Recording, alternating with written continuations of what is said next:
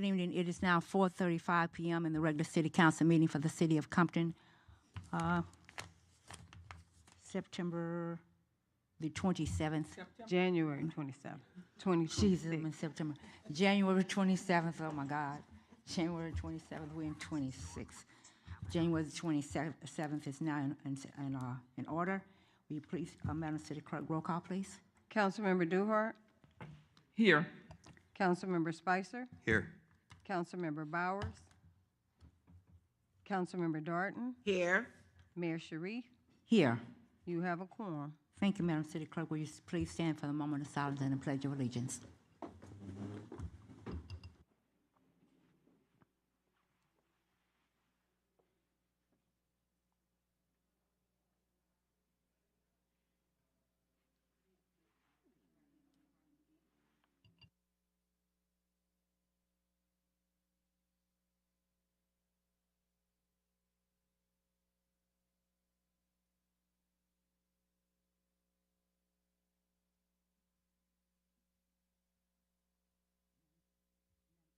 Madam City Clerk, we're now, Madam Mayor, please let the record reflect that Councilmember Bowers joins us at 4:37 p.m. thank you. Okay.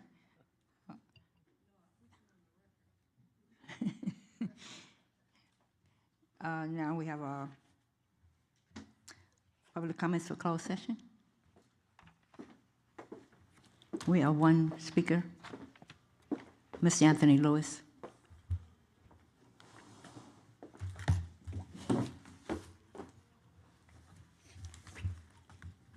Thank you, Madam Mayor. And I'm going to take my 1 minute. I did have a talk with one of the council people before this session started.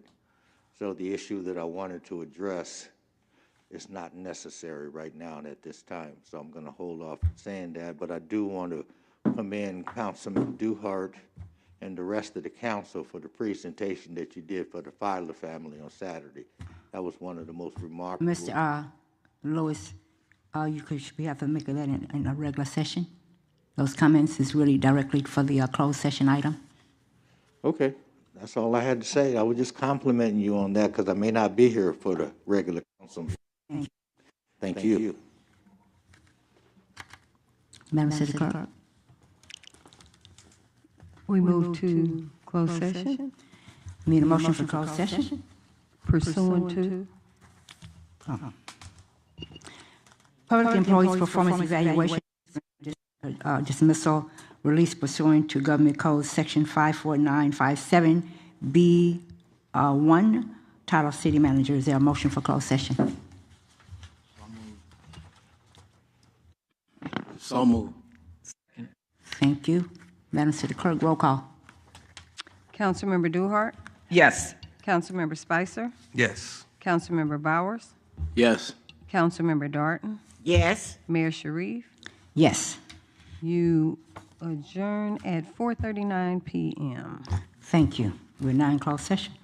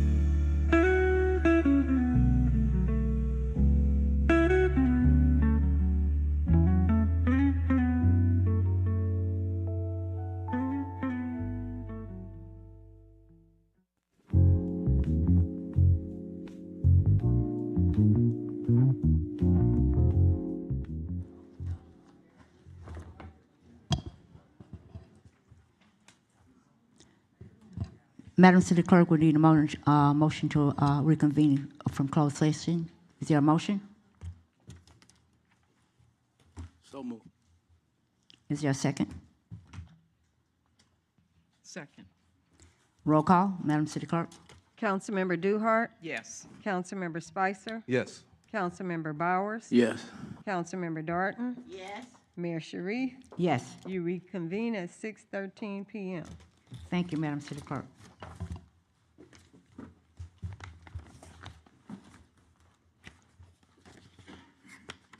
Now we are audience comments. Madam Mayor, do we have a report out of closed session? Oh, yes, I'm sorry. Shoot.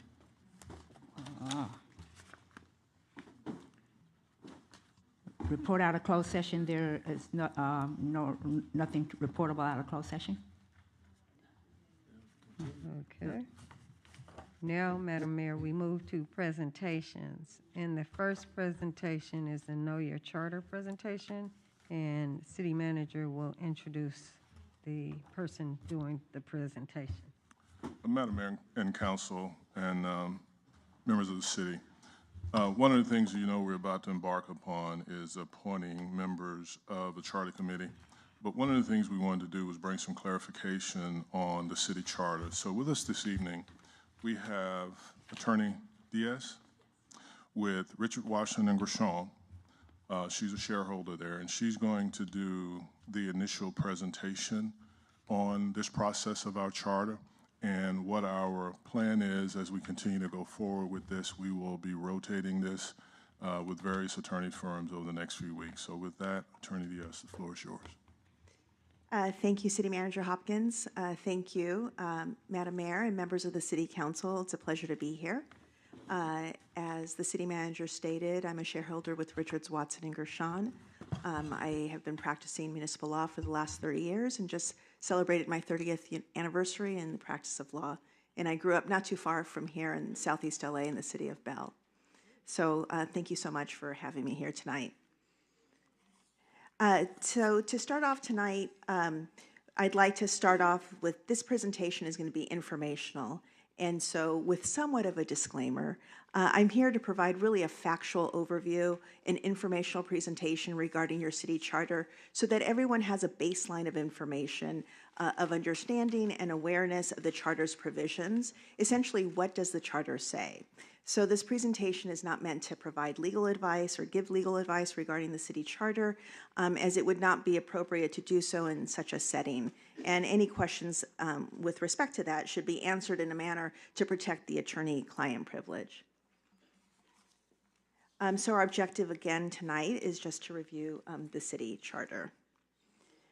I wanted to give some background for everyone here so to understand what the forms of local government are in California and to provide some context with state law. So state law classifies cities as either a general law city or a charter city.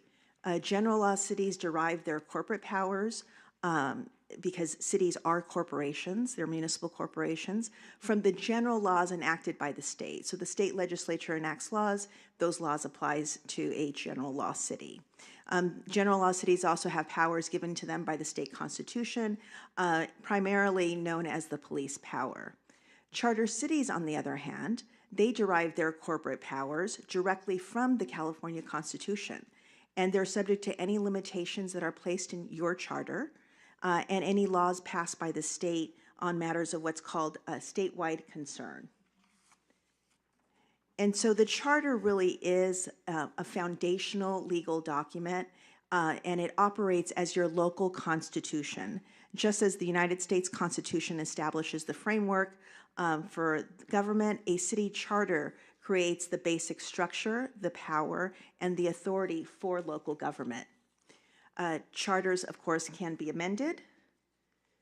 And just of note that the city of Compton became a city in 1888 and became a charter city in the 1920s. So certainly you've been a pioneer with respect to charter cities. There are not very many in the state of California. So we're going to kick it off, and I'm going to go through Articles 1 through 5 And so Article 1 essentially provides that the municipal corporation that existed when Compton became a charter city in the 1920s will continue to be known as the City of Compton. Article 2 provides for the boundaries of the city that were established, again, when Compton became a charter city, and those boundaries continue. However, you have the power, of course, to change those boundaries as provided by law.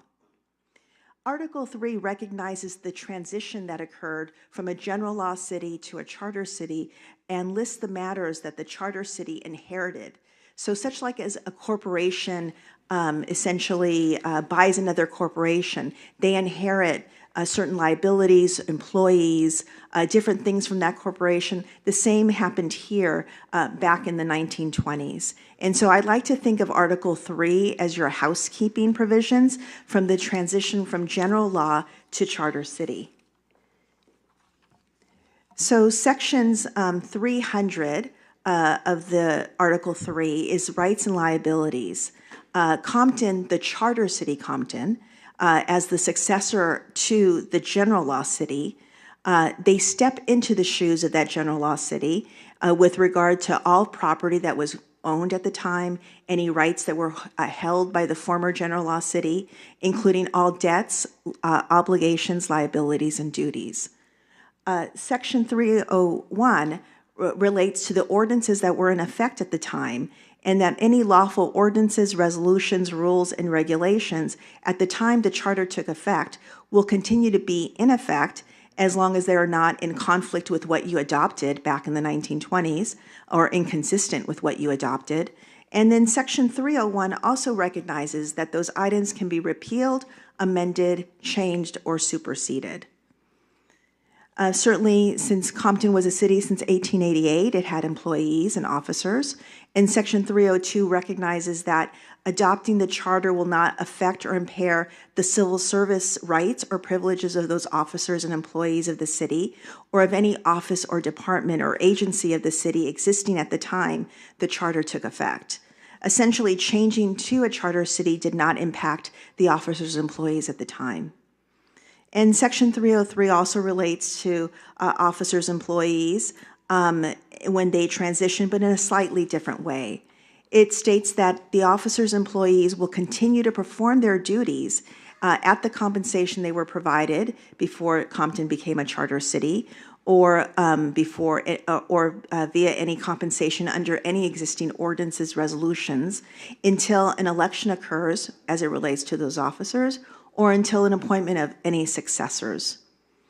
The elected officers of the city at the time the charter took effect, of course, continued to stay in office until the expiration of their term. And again, the time period we're talking about is in the 1920s. Section 304, again, it's the continuance of contracts and public improvements. This section provided that all contracts entered into the city prior to becoming a charter city will continue in full force and effect, and any improvements that were underway at that time can continue to be carried out, but here it was at the discretion of the city council. Section 305 is pending actions and proceedings, and it provides that becoming a charter city would not affect any litigation that was happening at the time. This is both any civil or criminal actions that was pending, either brought by the city or against the city. And so it also recognizes that there may have been some functions and duties of certain officers or departments that may have been changed or assigned. And so if that occurred, the legal actions or proceedings would be handled, either prosecuted or defended, by anybody who was new in that position. And last, the effective date of the charter says it does not take effect until the California Secretary of State accepts and files the city charter, and that still holds true today with any charter amendments. So moving into Article 4, the powers of the city, this is one of the most important provisions of the city charter, as being a city charter allows for local control over your municipal affairs. Section 400 provides that the city has the power to make and enforce all rules and regulations with respect to municipal affairs, subject only to any restrictions and limitations provided by your charter and also the California Constitution. The city has the right to exercise all rights and powers and privileges, either established or granted by state law, by the city charter, or any other lawful authority as well. And the last provision of this Section 400 is the general grant of power. And it states that the listing of any power in the charter is not exclusive, and it doesn't act as a limitation on what is your general grant of power. So the charter doesn't list every municipal affair. It doesn't list every single thing that you can do. But with this section, it provides you broad authority to implement your powers either through ordinances or regulations. And Section 401 are the procedures. The city has the power to use state law procedures when exercising its powers, unless the city decides that a different procedure should be established by its charter or by its ordinance. And this avoids having to restate every procedural rule in the charter, and that the city can adopt its own procedures for its municipal affairs. And in terms of what is a municipal affair, there's certain things like elections, your form of government are municipal affairs, but at the end of the day, it's a court that decides what is a municipal affair. And the limitations on your charter is also one limitation is when the state law decides or the legislatures decide that there's a matter of statewide concern that is so great that it also applies to a charter city. And recently we've been seeing that in the area of housing. Article 5 relates to the elective officers of the city, and there is a lot of information in Section 500. Article 5 has various sections, but Section 500 is quite lengthy, and it relates to all the elective officers of the city. The first topic under Section 500, and I've broken it down into topics, and this is the obvious, of course, is that there are five-member city council.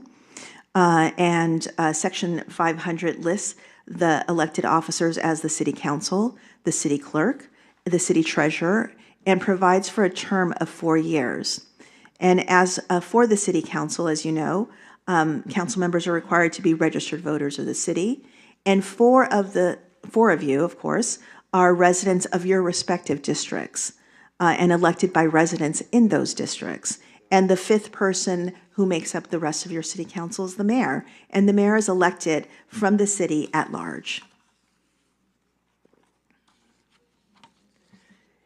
And so we continue with Section 500, and I understand in 2022, the voters of the city passed and adopted Measure ED, and this was the Municipal Election Date Change Measure, which amended the city's charter to change the date of the city's primary nominating election and also the general municipal election date. And accordingly, the next topic that's covered under this Section 500 relates to the city's transition to new election dates starting in 2024. So the charter provide back in 2022 that starting in the year 2022, the terms of office of mayor, city clerk, city treasurer, and at the time, the city attorney, who was an elected official, and council members from District 2 and District 3 would commence new terms in the year 2026. It's in the year 2026, so these seats will be up for election in this year, except for the city attorney, who is now an appointed position. With respect to council members from District 1 and District 4, their new term, as stated in the charter amendment that was passed, commenced in the year 2024. And therefore, those of you sitting in District 1 and District 4, you were recently elected in 2024, and you began your full term at that time until 2028. The charter then goes on to state that the term of all elected officers commence at the first of the calendar month following the certification of the election results. And of course, they have a 4-year term, and they serve until their successor is elected. And the last topic here in this section is that if there's a tie in voting, the tie is settled by the casting of lots. Continuing on with Section 500, the third topic that's covered here is the expansion of the City Council from 5 members to 7 members. And this possibility is triggered when the city exceeds the population of 100,000 persons. So if the council is expanded, there would be 6 council members who would be residents of their respective districts, and of course elected by those residents in that district. And the 7th member in this scenario is the mayor, who is elected at large, and that means they're elected by the entire city. The charter does provide a specific process for the expansion of the council from 5 to 7 members if it is triggered. And there's the process actually has a couple of steps. First, the city council adopts an ordinance by 4 affirmative votes, finding that the population of the city exceeds 100,000 persons. And second, within 60 days after the effective date of that ordinance, the council adopts another ordinance with at least 3 affirmative votes that would divide the city into 6 districts for the purpose of selecting 2 new members to the city council. And so the charter does provide in terms of what those districts look like. The charter states that the districts shall be revised to comprise as nearly as practicable an equal number of voters in each district, and also that each district shall be composed of contiguous and compact, as well as bounded by natural boundaries of street lines. And what about the council members that are currently in office? So should an expansion be triggered, the charter states that the ordinance, the second ordinance that the council adopts, which divides up the city into 6 districts, that ordinance shall provide districts so that each of the 4 council members then in office will reside in the district that has the same district number from which he or she was elected. And so that keeps your District 1, 2, 3, and 4, and the 2 new districts are known as District 5 and 6. And as to those 2 new districts, they shall not include any residents of the 4 council members then in office, except that the mayor, because the mayor is elected by the entire city, the mayor can reside in new District 5 or new District 6.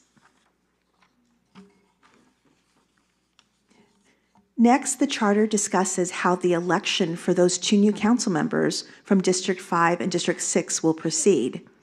So within 30 days of the effective date of the ordinance that the council adopted that established those district lines, the city council is to call a special election for the purpose of electing a council member from District 5 and District 6. If at that special election a candidate receives a majority vote, then the council declares that candidate elected. If, however, no candidate, if there's several candidates, assuming that, if they run for District 5 or 6 and they do not receive a majority vote, then the charter calls for the council to call for a final election, and that's the term that's used, to be called. The final election process, of course, is described in the charter, and it is held on the 4th Tuesday following the special election. And the final election will include the top 2 candidates receiving the highest votes from that first special election where nobody received a majority vote. And following the final election, the City Council will then declare the candidate receiving the highest votes the winner. Essentially, that person is elected.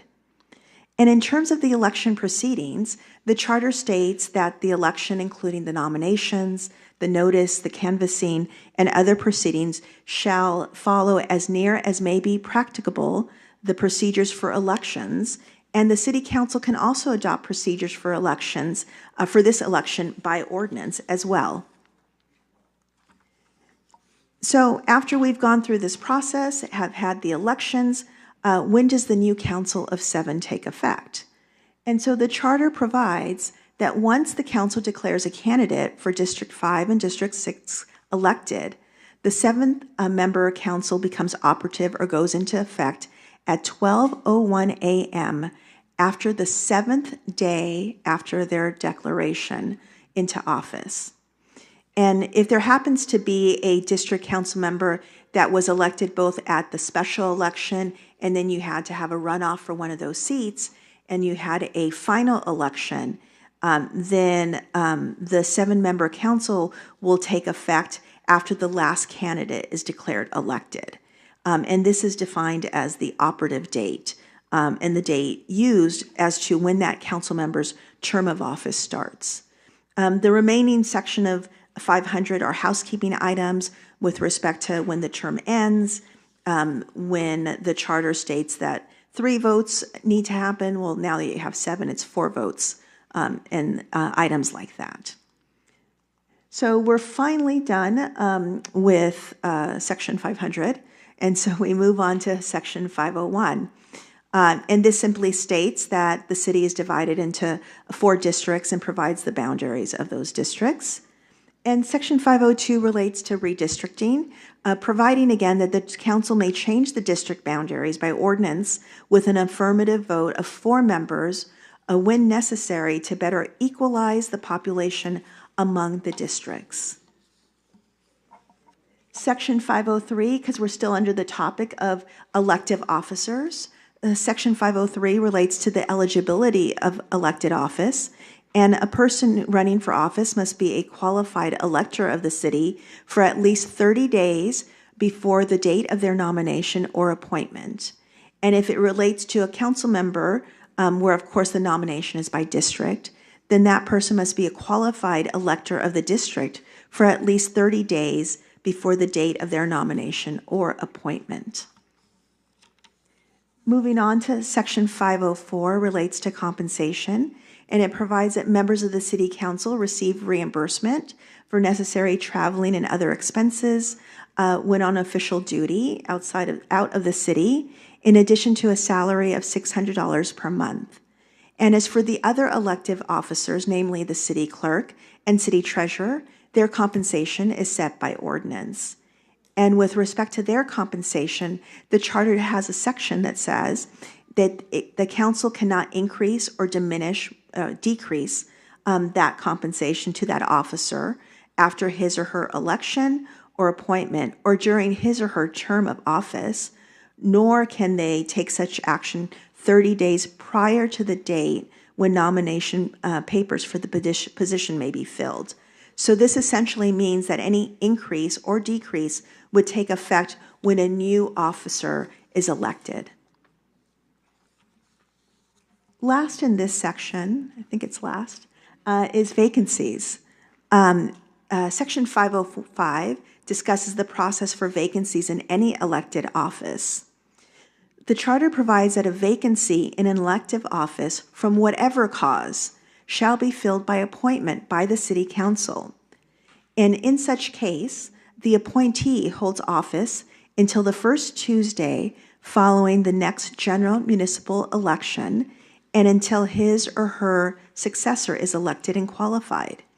Then the vacancy is then filled by election, and whoever is elected fills the remainder of the unexpired term if it so happens that there's still an unexpired term, and until his or her successor is elected. If in the event the city council does not fill a vacancy by appointment within 30 days after the office is declared vacant, then the council shall cause an election to be held to fill the vacancies. And again, the elected offices are the 4 district council members, the mayor, the city clerk, and the city treasurer. As it relates to this former city attorney and his recent resignation, as of January 7th, 2025, when the Secretary of State accepted and filed the charter amendment that the voters passed, and that was Measure CA, approved by the voters on November 5th, 2024, making the position appointed, the city attorney is no longer in elected office. And since the city attorney, who was an incumbent, an elected city attorney at the time of Measure CA's passage, voluntarily resigned. And since the charter now states and provides that the city attorney is an appointed position, Section 505 related to vacancies does not apply. The city attorney is no longer an elected office. So there is no elected position to fill. The charter also provides for other causes of vacancies. If a member of the council is absent from all regular council meetings for a period of 60 days from the last regular meeting attended, unless there was permission by the body that's expressed in the minutes, the member ceases to be a resident. Moral actions of moral turpitude, in those cases, the office becomes vacant. And that is my presentation for kicking off the Know Your Charter for the City of Compton, and thank you so much.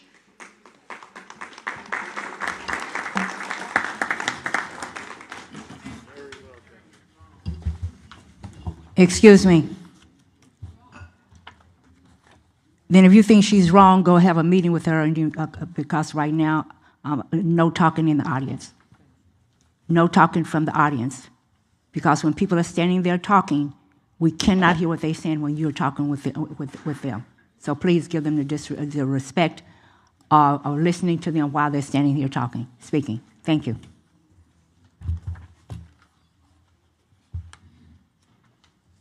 Madam City Clerk.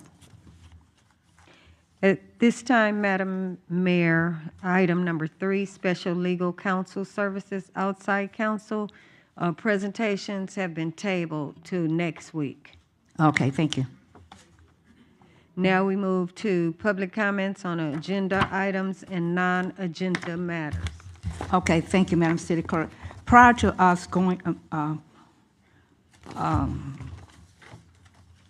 we have quite a few people that signed up to speak this evening. Therefore, with the number of people speaking, I will, the time will be changed to 2 minutes, Madam City Clerk. Make sure it's 2 minutes on the clock. The first speaker is A. Delamora.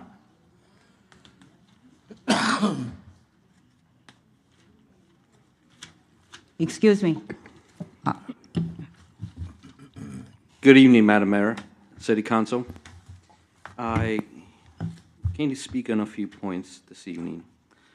One of them, you may have heard that ICE was in the community earlier today and in the previous days. And the community on social media has been asking, where's the City Council on this? Well, I'll tell you this, for me, I would rather hear your deafening silence than fake empathy. Okay? So, in my opinion, just for me, I would prefer to stay that way. Deafening silence than fake empathy. Okay? Next item. Over a year ago, the state of California adopted the daylighting law, AB 413, that went into effect January 1st, 2025. When is the city of Compton going to start putting red stripes on those curves so that we have less accidents, less pedestrians get hit? It was addressed last year, middle of the year or so, and to date hasn't been corrected. So, question on that. I don't expect an answer today, but there's that concern. The other concern that I've been asking for years, signage in and around the city. If you drive around the city government buildings here, it's some of the worst signage and the street signs. Councilwoman Darden mentioned a while back that driving down Acacia, she couldn't see when it was dark or raining, she couldn't see the striping on the street. Very dangerous. You have thousands of people that come to the court from all over LA County and see this mess. The southern facing signs, they're bleached white. And that's what they see, all these visitors see. Are we gonna wait for a week before the Olympics start so we can fix this? Or are we gonna fix this now for our community, not just for visitors to enjoy while they're here? And the last.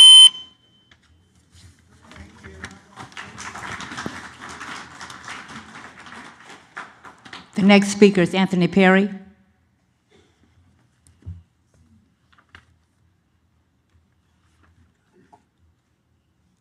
Good evening, Madam Mayor, Council, City Clerk, City Manager, Ms. Lawyer. Before I say what I'm about to say,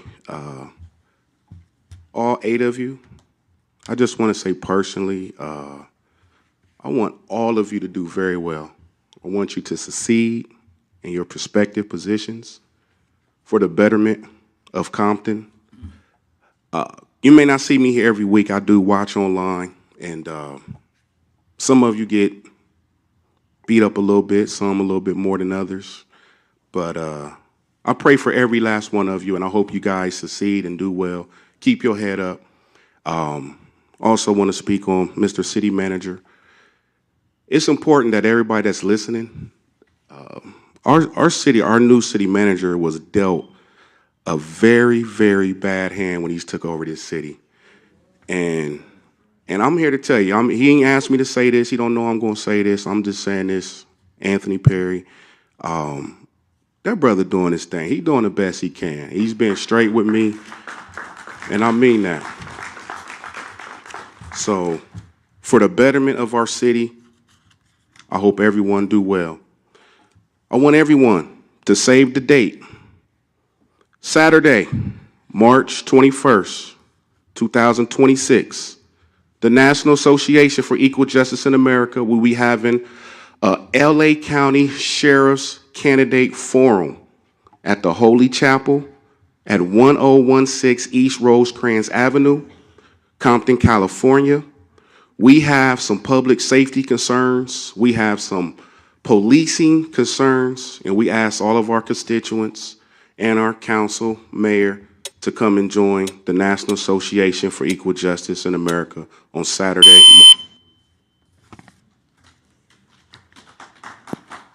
The next speaker is Marie Brown.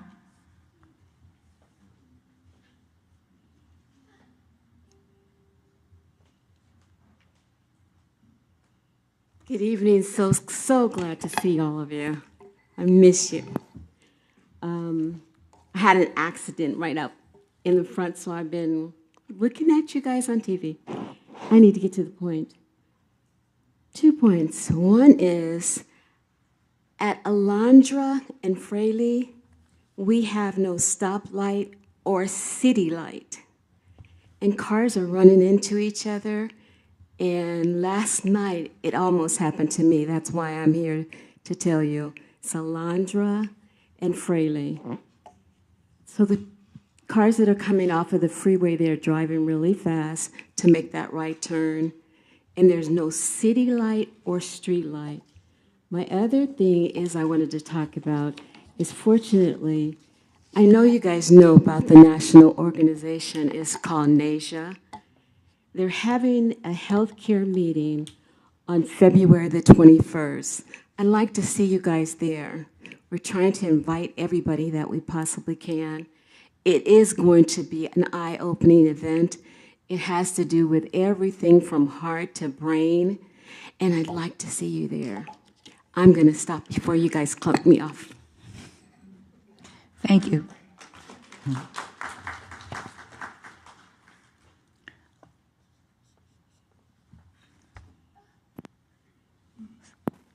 Okay, thank you. The next speaker is Rodney Lister.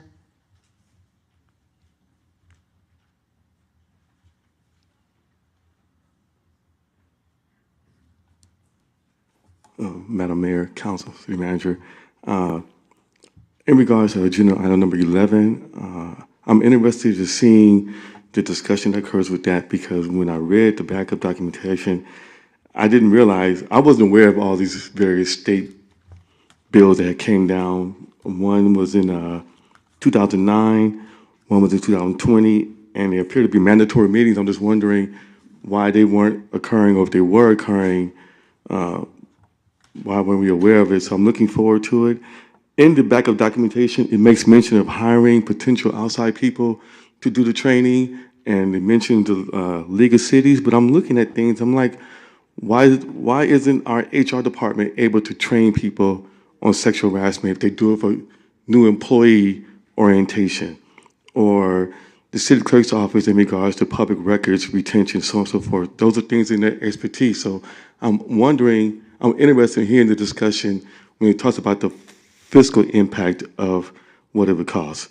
With that being said, in regards to the ICE issues, my family is Black and Latino, so I'm impacted by it because my nieces and nephews don't look Black, and it'd be interesting. It'd be good if the city on its social media pages were to say, "Hey, there's an enforcement issue in this area. Be careful." A lot of people do look to the city to see what they're saying, and if that can happen through our public information officer, that'd be great. And lastly, echoing what the other gentleman said, and this is not a praise fest, but Mr. Hopkins is not giving his flowers enough from us. Done a great job. When I first met him, I didn't know him, so I didn't like him because I'm Compton. But as I gotten to know him, I'm honored that we have him, and I appreciate him. Thank you.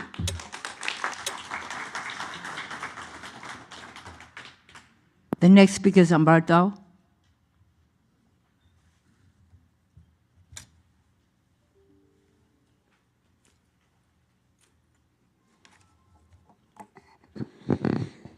Hello, everybody.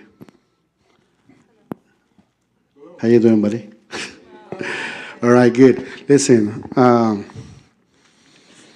had a free issue. Always I say I want to try to do an emergency shelter in Compton in my property for veterans, seniors, and homeless. So supposed to be somebody want to call me, but nobody called me, especially with the city manager. Waiting for your phone call. I never receive it. I called a lot of times. And then I get answer back. I hope so I can get a support for the council, city mayor.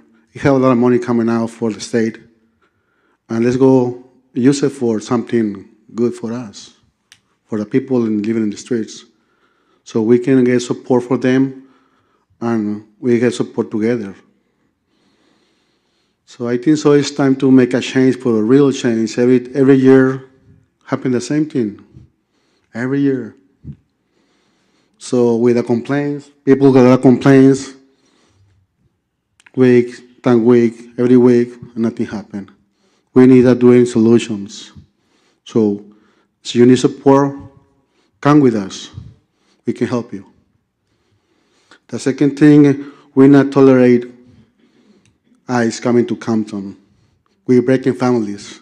Stop. You need to stop. Especially you, council. You need to try to do something. And I want to say thank you to the sheriff department. I hope so it's not collaborate with the ICE department. We not tolerate.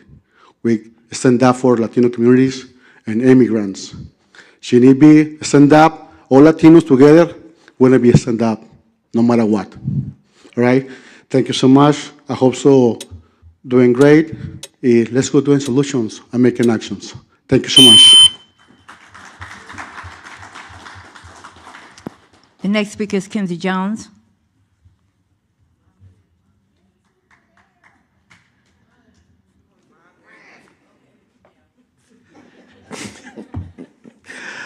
First of all, I'd like to say, how is everyone doing? Especially since we just had the Martin Luther King and celebrating his birthday and everything too. One thing I want to say is this. I'd like to thank everyone that was on the board on the corner of Long Beach Boulevard and Temple. That street looked so beautiful. I mean, they did a good job. They didn't do no patching. They removed everything. And so when I see something, I will come here and let you guys know you guys doing a good job. And I really appreciate that. The job is not easy. It's not. But we all can do it together. Always talking about Compton. So I have another little, Mayor, you know I'm still going to talk about that waterfall right there and get that painted up. That's going to look so beautiful right there by El Pollo Loco. And Carson don't have nothing like that. Linwood don't either. So we're going to be different now. So that'll look beautiful if we can get that. That'll make, I mean, it's just going to look beautiful. Anytime you can hear water falling like that, I have a fish tank too, so I'm just letting you know, water do get a lot of traction. And look how many people come down Compton Boulevard and they're going to see that. Instead of just sitting there dry, no color, no nothing. So if you can you just push a little, get it done. That'll look so beautiful for us too. And I got another complaint because we still have the night shift activated. And you know what I'm talking about. They're still out there at nighttime. And it really looked bad when people pass by and they see this, and one person said they're going to pass the word to everybody else. And what's so beautiful about it, I don't know if you guys seen this new daycare center. That place looked beautiful by the car wash. They did a beautiful job. Mr. City Manager, can you check and find out when their project over there across the street is due to be, I know it's in the budget, but when we do to have that repaired? Madam Mayor, I check. As you know, we're working another angle with that site in preparation for the Olympics, but I'll come back to you and council on that. Thank you. The next speaker is Marjorie Shipp.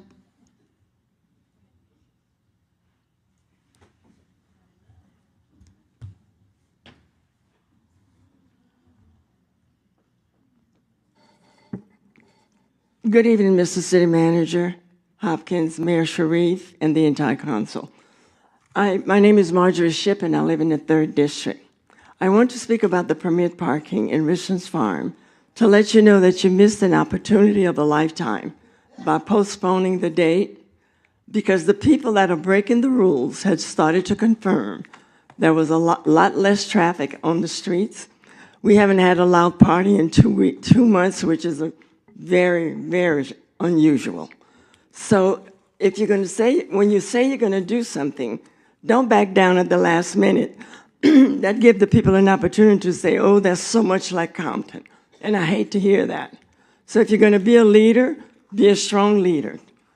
I was in your shoes for 12 years. It is not easy, but you have to take the bitter with the sweet. Put your boots down, say what you're going to do, mean what you're going to say, what you're going to do, and stick to it. As I said, we haven't had any loud parties for 2 months, and that's a record. And Saturday and Sundays, whatever goes on Saturday morning and Sunday, we haven't had that either. So they have started to confirm slowly but surely. There are still a lot of things that are not working, like trash cans left in the front yard, the blue bins that supposed to be put out just for the horse poop stays out on the street 24/7. But as I said, you had made progress. And I want you to know that this is not a racist thing. It's a quality of life. That's what it's for me. It's not racist. I have no racism against anyone, but I do have issues with the quality of life that we have. So thank you very much for listening. I think your next starting date is February 2nd, and I hope that you stick with it. Thank you very much.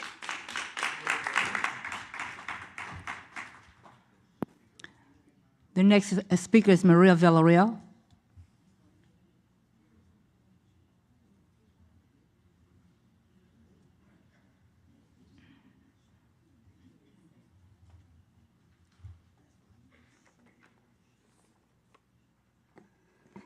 Maria Villarreal. This microphone is all the way to my house. Let me see what I can do here. Well, Community Council, my name is Maria Villarreal.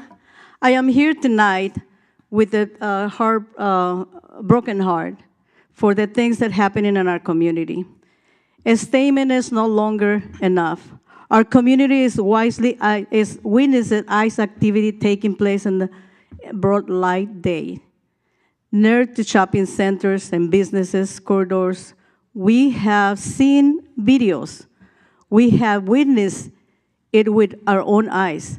People are being picked up publicly, creating fear, trauma, and disturbance in our neighborhood and local economy.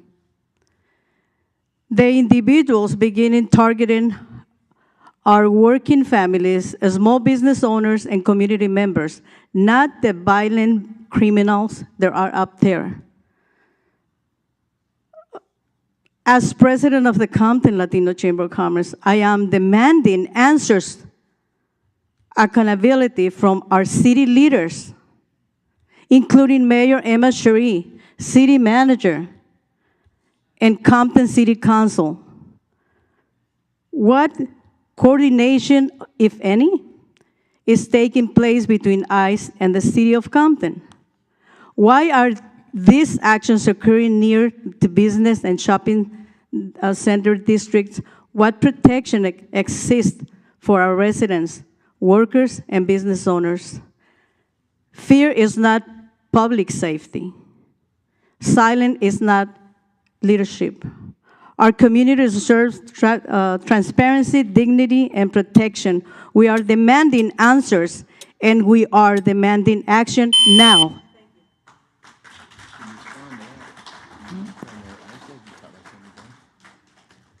Patty Gonzalez. Making a statement after. I'm reading a statement.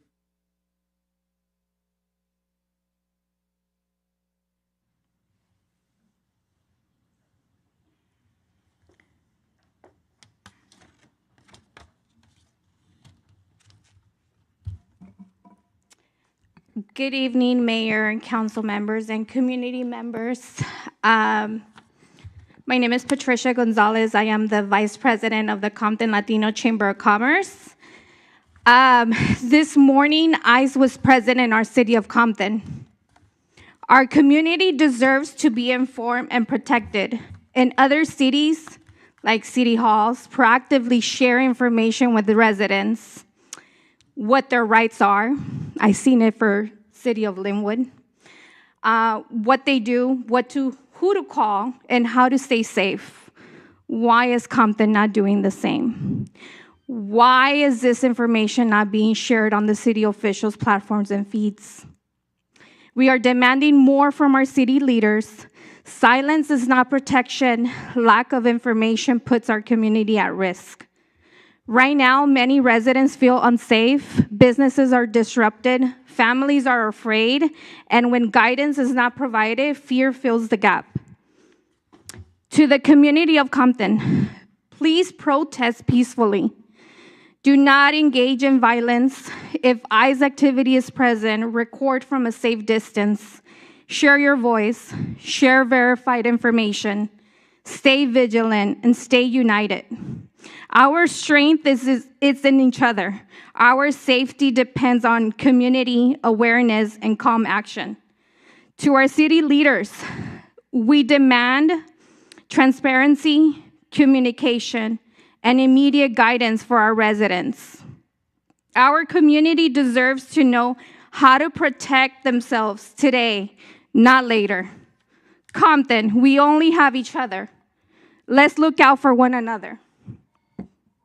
Thank you.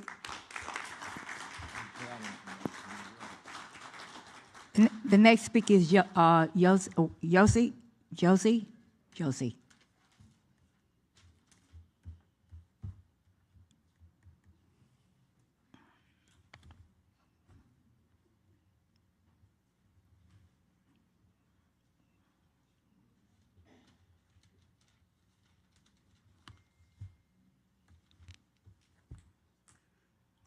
I need an interpreter, please.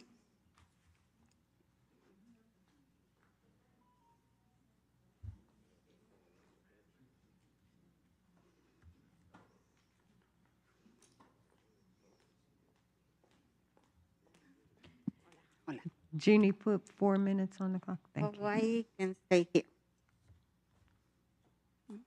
Puedo quedarme aquí. Okay. Buenas noches, alcalde y concejales.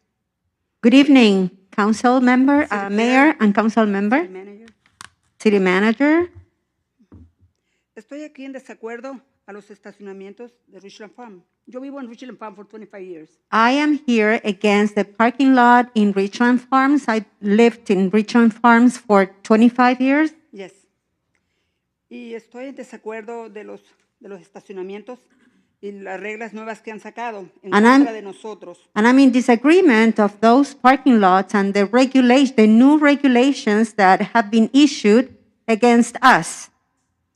En lo poco que hemos trabajado, tenemos un 51% de la gente que está en desacuerdo. In the little that has been done, we've already have 51% of people in disagreement with what has been done. ¿Y cómo es posible que también ellos tienen un 51% en acuerdo? Que para mí la única que está en desacuerdo es como unas 5 personas. Y que nos den esas pruebas que ellos tienen. Tú dile eso que digo yo. ¿Puedo leer lo que dice? Porque estoy confundida. ¿Por qué estás confundida? And then I don't understand how come it is that there's also the 51% of the other people that I actually think that Ms. Shipp is the only one that is against this. Bueno, 5, 10 personas, 5, 10 people. Well, maybe 5, 10 people. Yo estoy de acuerdo que pongan reglas contra la gente que está haciendo cosas ilegales en la comunidad. I agree that there can be regulations against those people that are doing irregular things in the community. She's speaking. Please listen while she's there speaking. Thank you.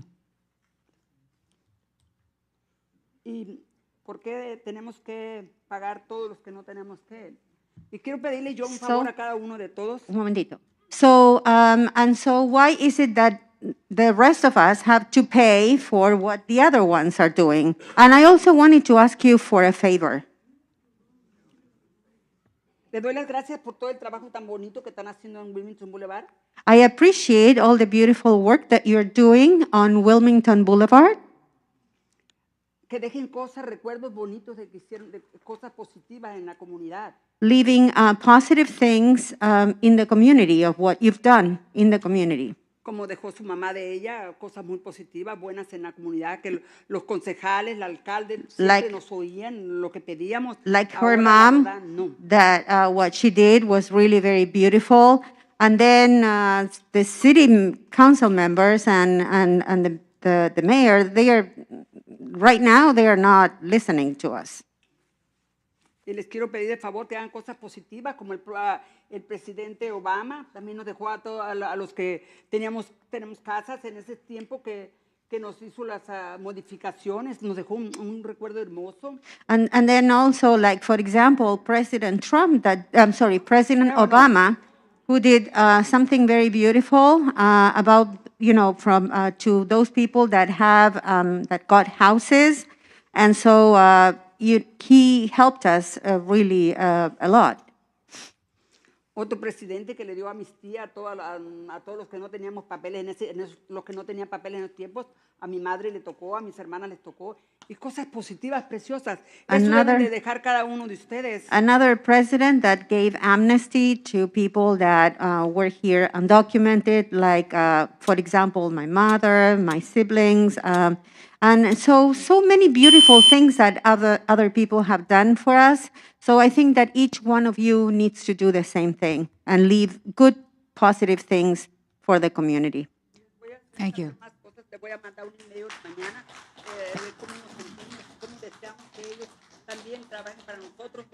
Josie, thank you.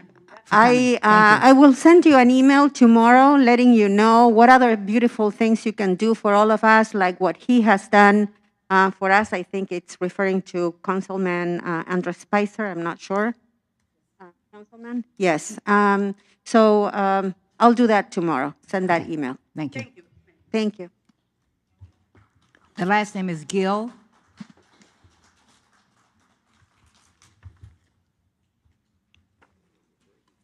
Hi, good evening, Mayor Sharif and council members. My name is Kenya Gill.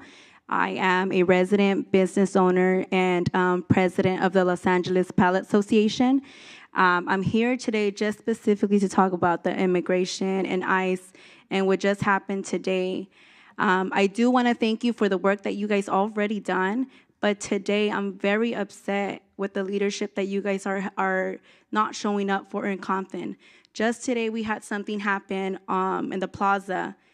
I went to all of you guys' social media and I did not see a response from any of you guys. I'm looking at other leaders to give me information about what's happening in Compton, a city that does not belong to them.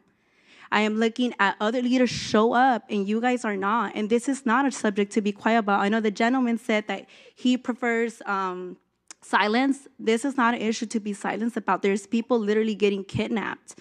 And I know that you guys brought this immigration workshop that teaches us about rights. This is done. This is over with. Great. Thank you. We know our rights are not being respected. So we need you guys to come out here, show your leadership, talk to ICE. I see mayors in New York, in Minnesota confronting. Why do I have to get out of work? My sisters, they're dropping off their kids at 8 a.m. from their schools and fighting ICE at 9.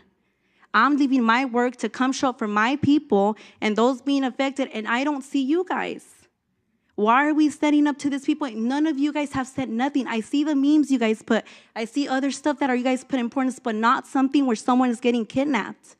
So I do want an answer, and I do want to see what projects or what plans that you guys have towards ICE that are happening regularly. This is not just today. This happened earlier last year, mid-February, and then we had it in June, somewhere in the summertime, and now again today, and I have not heard anything. I will give you my email. It is Kenia, KENIAGIL330@gmail.com, and I do need...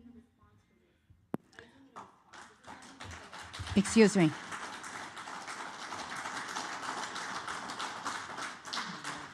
Excuse me. First of all, the city is not notified when ICE is here. Wait, please. Oh, no, no. Excuse me. May I? I'm not going. Excuse me. I'm not going back and forth. I'm just giving you information. So if you, excuse me.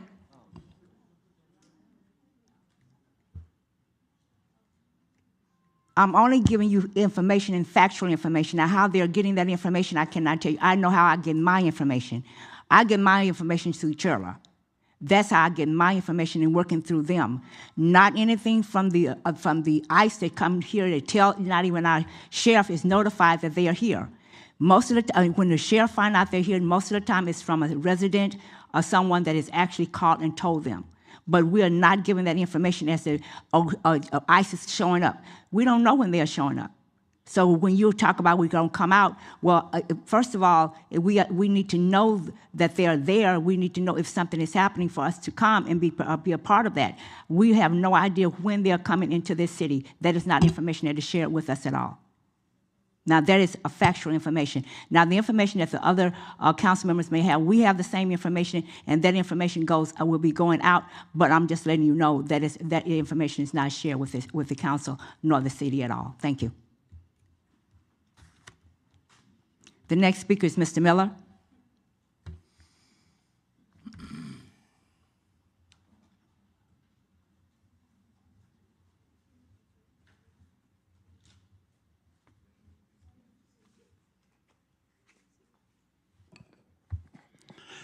Good evening, Mayor, Council. My name is Miller Martin. I'm in the 1st District. First, I'd like to say I did, Jordan and Jonathan Duhart, I did sign up for your committee for Olympic, so I can help you guys out to bring high-end income into the city. Okay, the next thing I've been here, me and my business partners was watching this on Spectrum app, all the council meetings, and they asked me one question. If we come and help this city to make money, how can we trust you guys to do the money right? And that was a hard question for me. I just told them, I don't know at this point in time, but I do have a couple of council people on the panel I really trust, and they're going to help me make it happen. I said, I'm going to be able to talk to the rest of them as soon as I get a chance. Another thing we heard about that credit card crap, money missing and all this. I suggest we have a protocol where if you do credit cards, why don't our city treasurer, he distributed credit cards to each of the council members and the mayor when they need it.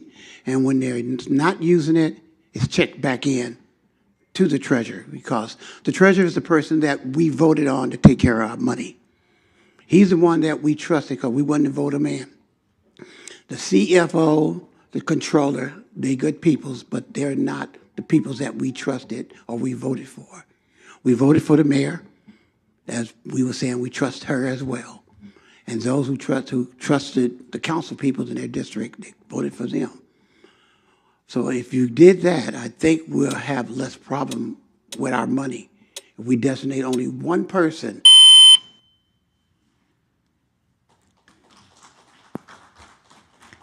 The next speaker is Mark Smith.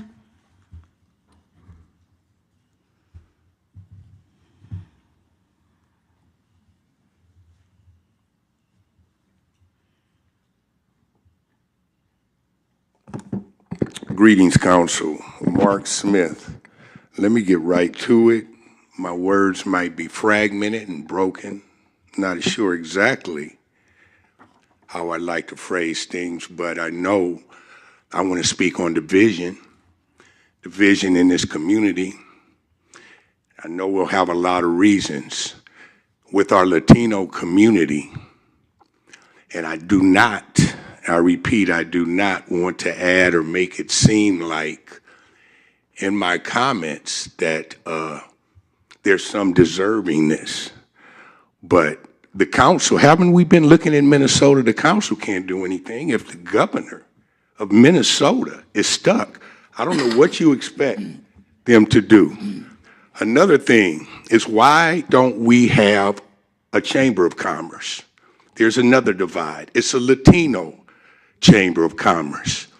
When I hear these things, see these things on the media, I put on a favorite record of mine, War. Why can't we be friends?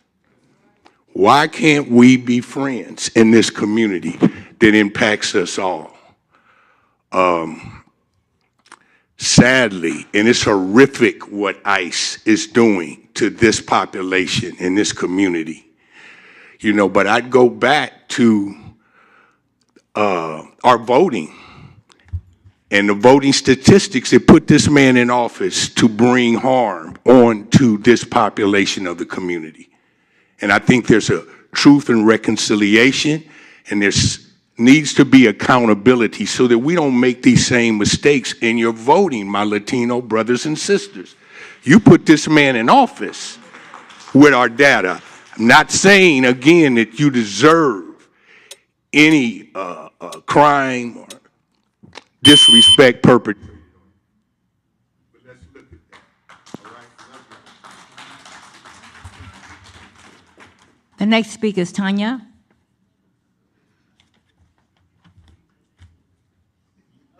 She read my name right. Okay. Tanya Lewis, 1st District. You're right, Mark. But not only do we look at the president, we got to look at the people that's in Compton that's going to run. We got to get the right people in. And to you, Kenzie, the mayor sitting here, I went to her office 5 years ago when she got in office, stood at that window and asked her what was she going to do on that corner. It's been 5 years. So we need the treasurer here to tell us what kind of money we have so we can invest in that corner, because from last couple months, we had $10 million, right? And nobody said yet what the council was going to do with the money and let us know. So we'd like to know what's going on, and he need to give us a report. But, Mr. Miller, with the credit cards, I agree with you.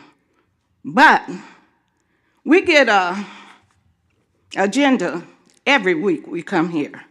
And I have not yet, Mayor, seen the resolution on these credit cards. Who are investigating these credit cards?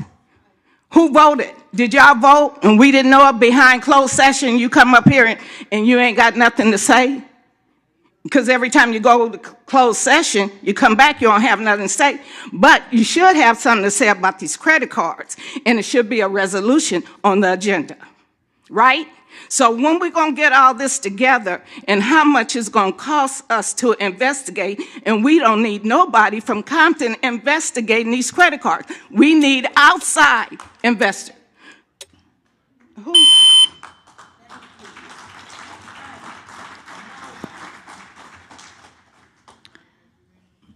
The next speaker is Kevin Filer.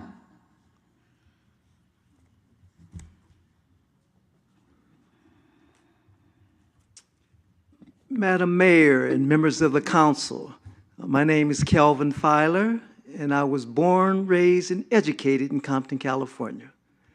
And I'm here this evening because I want to publicly say thank you. Thank you to this council. Thank you to Councilwoman Duhart for the dedication ceremony that you had for my father in naming the Maxie D. Filer Square on Saturday. I gotta tell you, it was unbelievable and surreal, the love, the unity, and the sincerity that was expressed for that 2-hour period. It was very, very moving.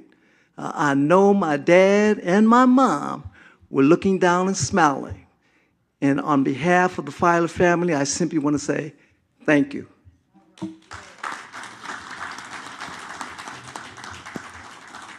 The next speaker is Abril.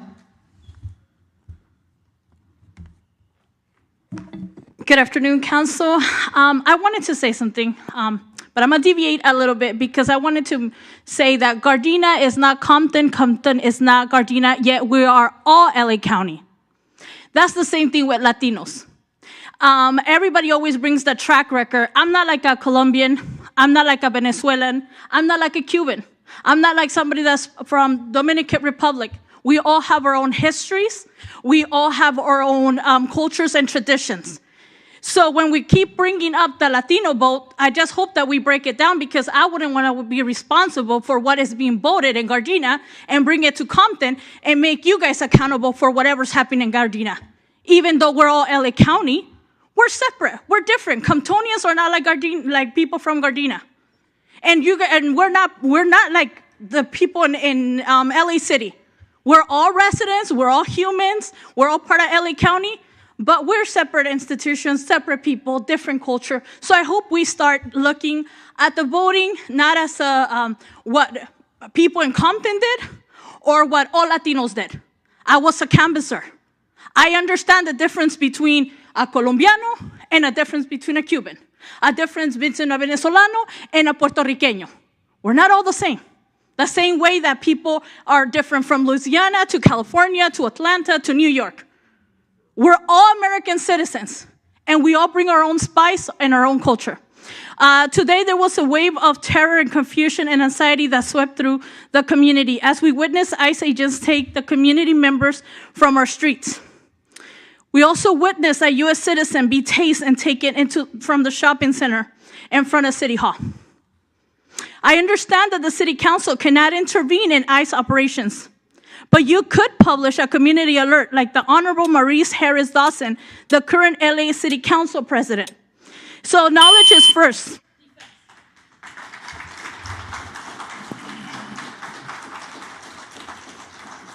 The next speaker is Missy.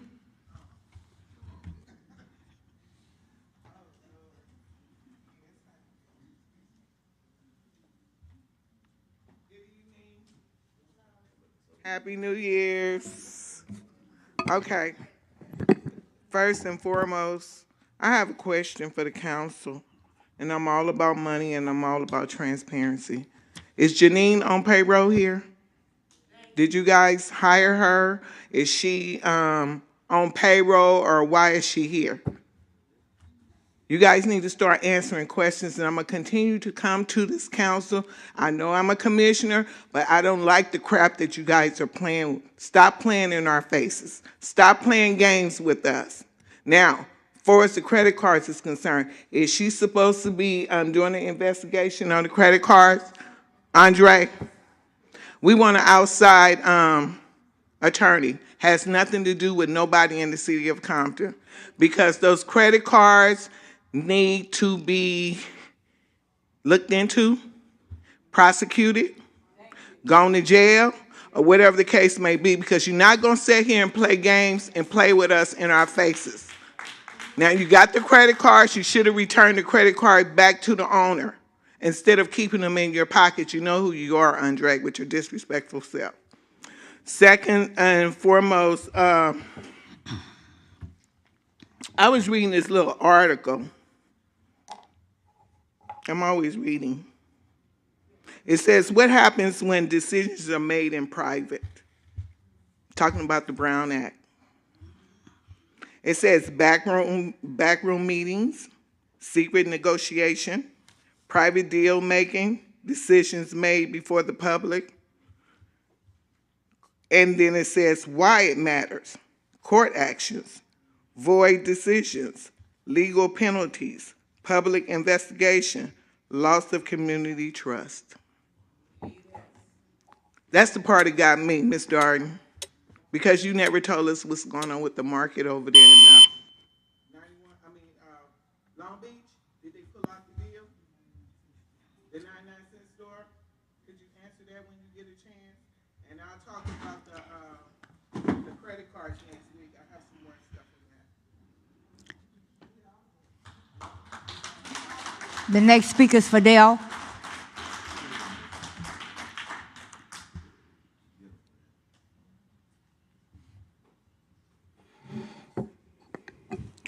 Good morning, Council Fidel Marquez, District 1.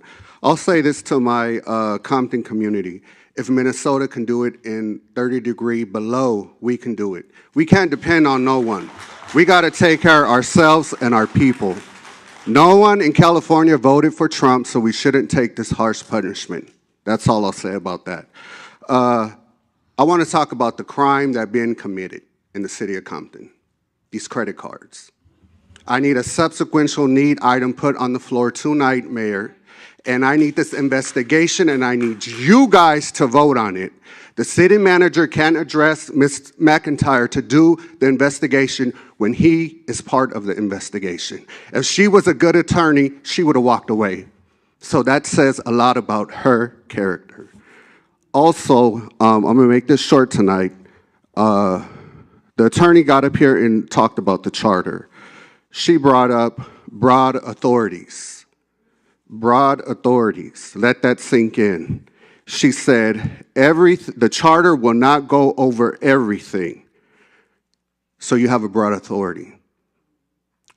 1009, commissioners have to wait a year to run for elected seat. That should have clarified everything in its own. Thank you.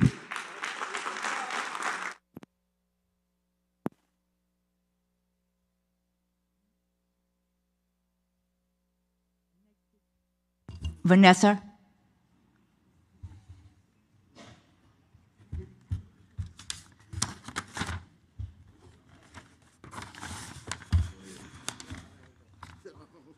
They done knocked me down.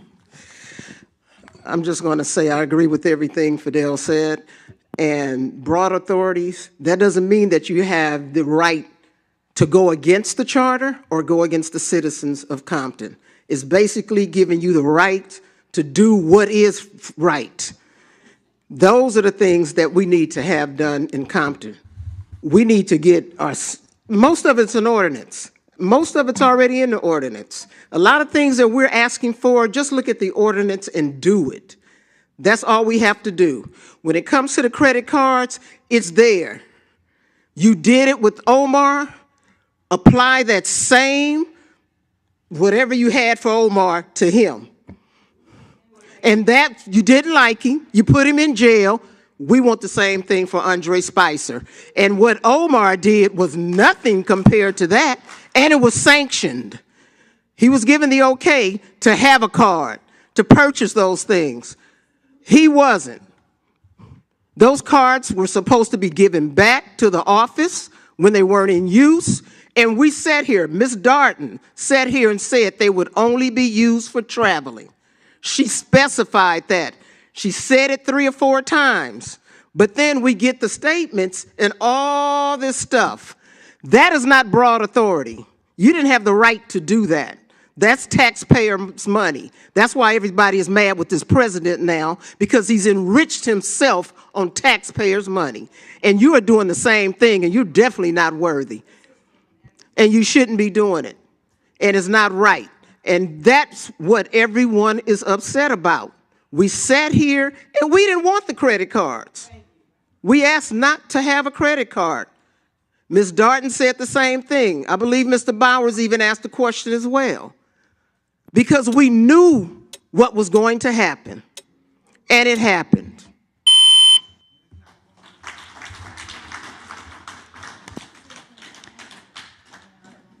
The next speaker is Jason Ramirez.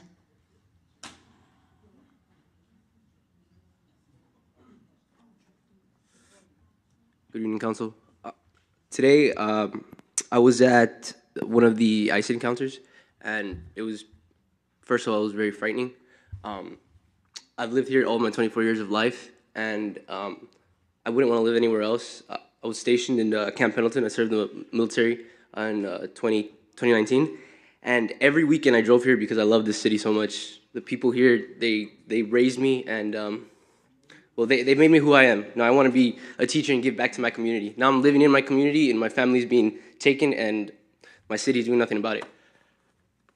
I understand that you guys are silent because you don't know anything, but it should get you mad. It should anger you that the community is being taken apart. I look around and I see a bunch of people who have the same skin color as me and have always been there in my life, either in the way of a teacher, of a baseball coach. You guys have always protected me, so now ICE is trying to rip apart my family, and I'm just looking for us to come together and you guys to recognize that this is something that needs to be acknowledged and needs to be stopped.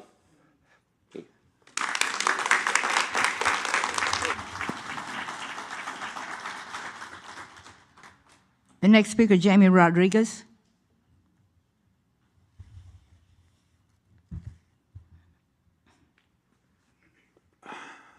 Hi, Mayor, Councils.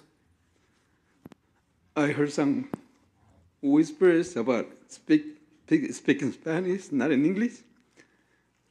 I was going to try. I was going to get an interpreter, but I'm okay. I'm going to try to do it myself. No, there's an interpreter right there for you. Well, but I mean, because I heard some whispers about... Sir, it doesn't make any difference. If you need an interpreter, there she's sitting right there for you. Well, okay. Excuse me. Will you please come up and help him, please? Thank you.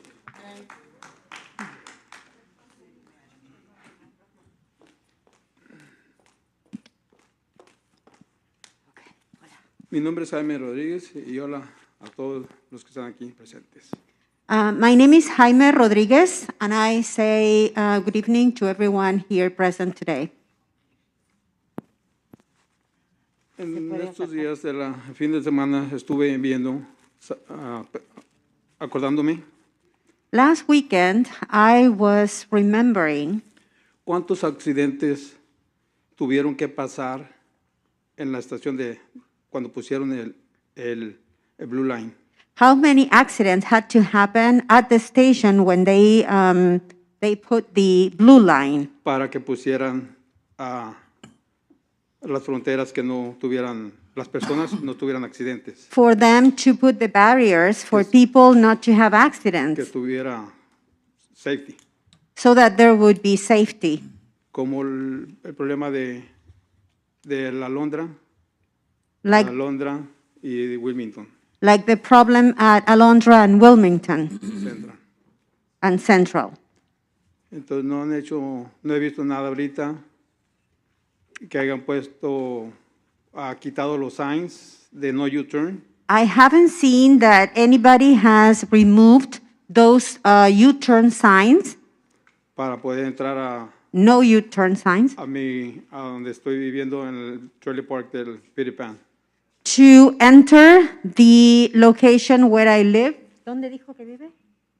Alondra and in between Wilmington and Central. On Alondra between Wilmington Beautiful. and Central. Y espero que cuando me retire pues de aquí de Compton ya esté la luz. I hope that when I leave Compton, the light is already installed. No quisiera porque cuando yo tenía 19 años, 17 años, 18 años, vivía en Paramount y después me vine. Tenía miedo venir para Compton y ahora tengo 35 años viviendo en Compton. I wouldn't like to wait so much because I used to live in Paramount, and when I was 18 years of age, I moved to Compton. I was afraid of coming to Compton, but I've been in Compton now for 35 years. Y ahora es mi ciudad. And so this is my city now. Es mucha, mucha diferencia. And it's really a big difference.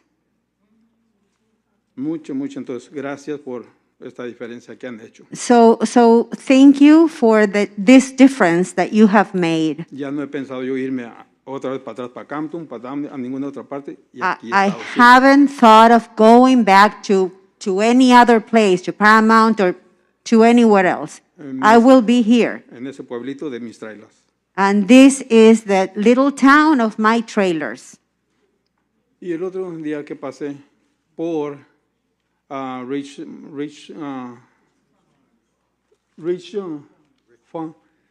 el domingo con mi señora. And the other day that I stopped by, that I passed by Rich Farms, last Sunday that I went with my wife. Había oído los permisos y pues yo ahora cuando pase ahí ya no puedo pararme porque no voy a tener permisos. Because I had heard about the permits, but now when I go there, I won't be able to stop there because I don't have a permit. Y ahorita estaba pensando, hasta me daba risa, como en Los Ángeles, ¿por qué no ponen unas máquinas para ponerle la cola y estacionarse? So now I was thinking, and I was just laughing just of the mere thought that the same thing as in the city of LA, when why don't they put those little meters that you put the quarters in there and then you can park and stay there for a little bit.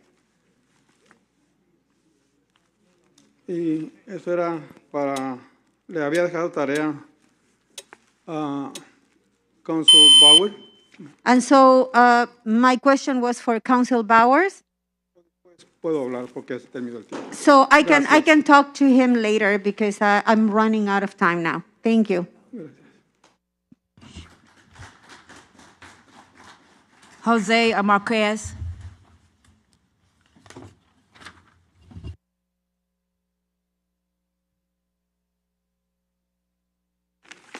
How you doing, members of the council? Good night.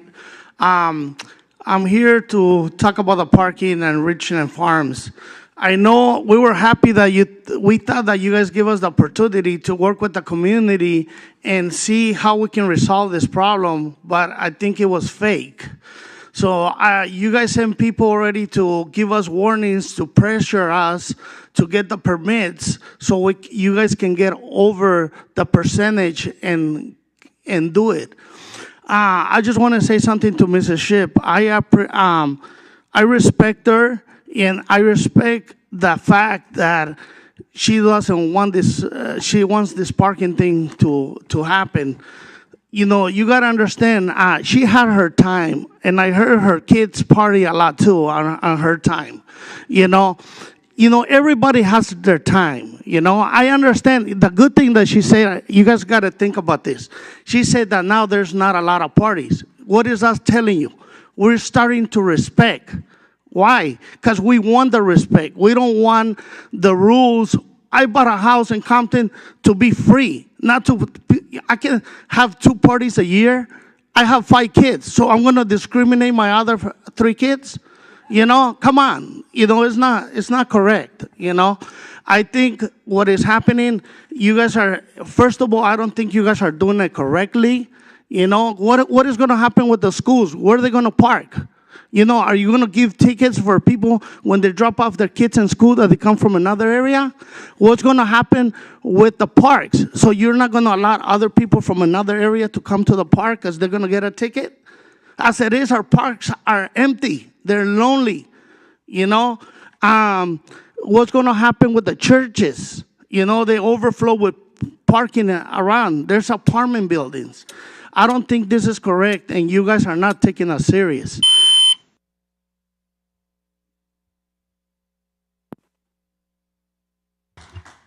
The next speaker, Veronica Taylor.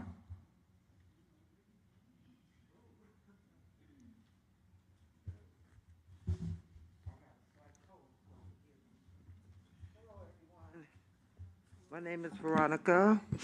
I have 2 concerns, and that's the graffiti. Ooh, Lord Jesus, what are we gonna do about that? You guys need a special task force or something, because they do this late at night, and the letter's as big as this building. That takes a lot of time. So somebody should be on that. You guys have enough money to do something, because we're gonna look like a third world country. It looks horrible downtown LA, and it's coming to Compton, and it's going everywhere. So we need to fix this. And then also about the cemetery on Central, my dad is buried there. They already stole the copper or whatever they did there. But I want to know what you guys are going to do to it, because it's all locked up, grass growing up, and I don't understand why it's looking like that. So my question is, what are we going to do about those two issues? Anybody have any answers? No, as a matter of fact, we have someone here that can get your phone number and everything, give it back to you. That would be Ms. Benz. She'll step over and she'll get your phone number and she'll get back with you and share that information with you. Okay? Thank you very much, and Happy New Year's to everyone. Same to you. Thank you.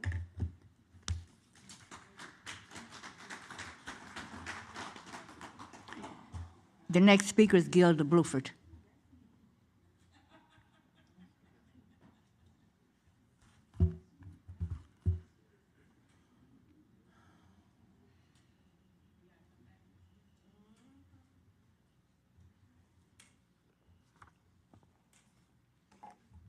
Good evening, Council, and Happy New Year to you. I got two subjects. One is credit cards.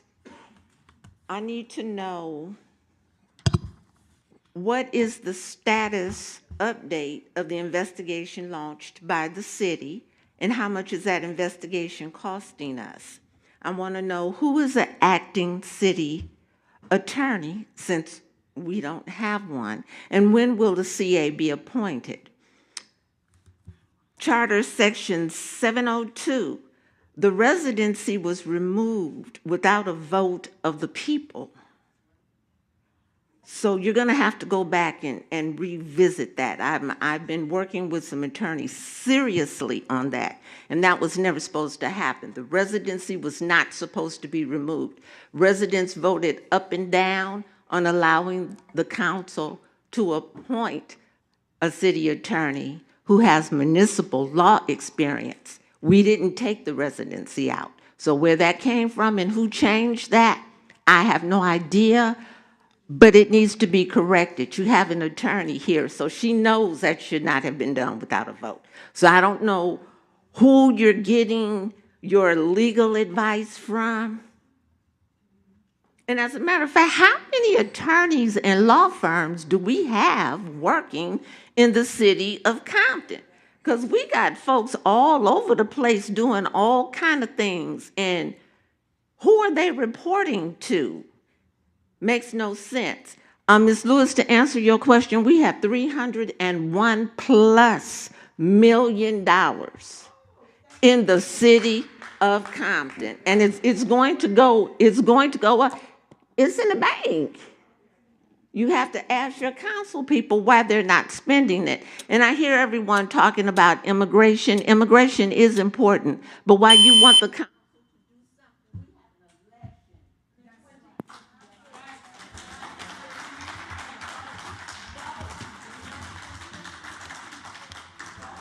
something? Madam City Clerk, this is the end of our council audience comments.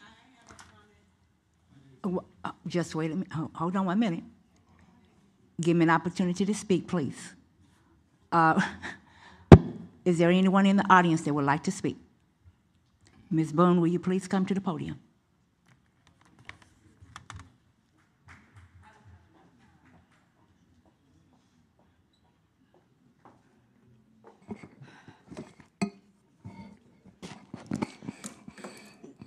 First of all, we're supposed to have a city attorney sitting at all the meetings. And this city manager has been hiring all the different attorneys. So of course they're going to say what he wants them to say. You had one that came here and said we had $12 million that was collected for marijuana. You had another one that came here and stood before you and said 2026 December.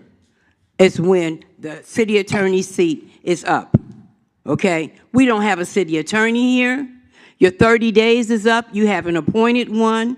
We have no representation as far as the people. F, under 702, says the city attorney is supposed to take the complaints from the citizens in regards to violations to the charter and violations to the city. And the other thing that I want to say, and I'm speaking fast because I'll be back next week. Look at this council here. Look at the other people sitting around here. You have to vote. If you don't have anybody up there that's representing you, nothing is never going to change. These people don't work for us. So what makes you think they're going to work for you? Thank you.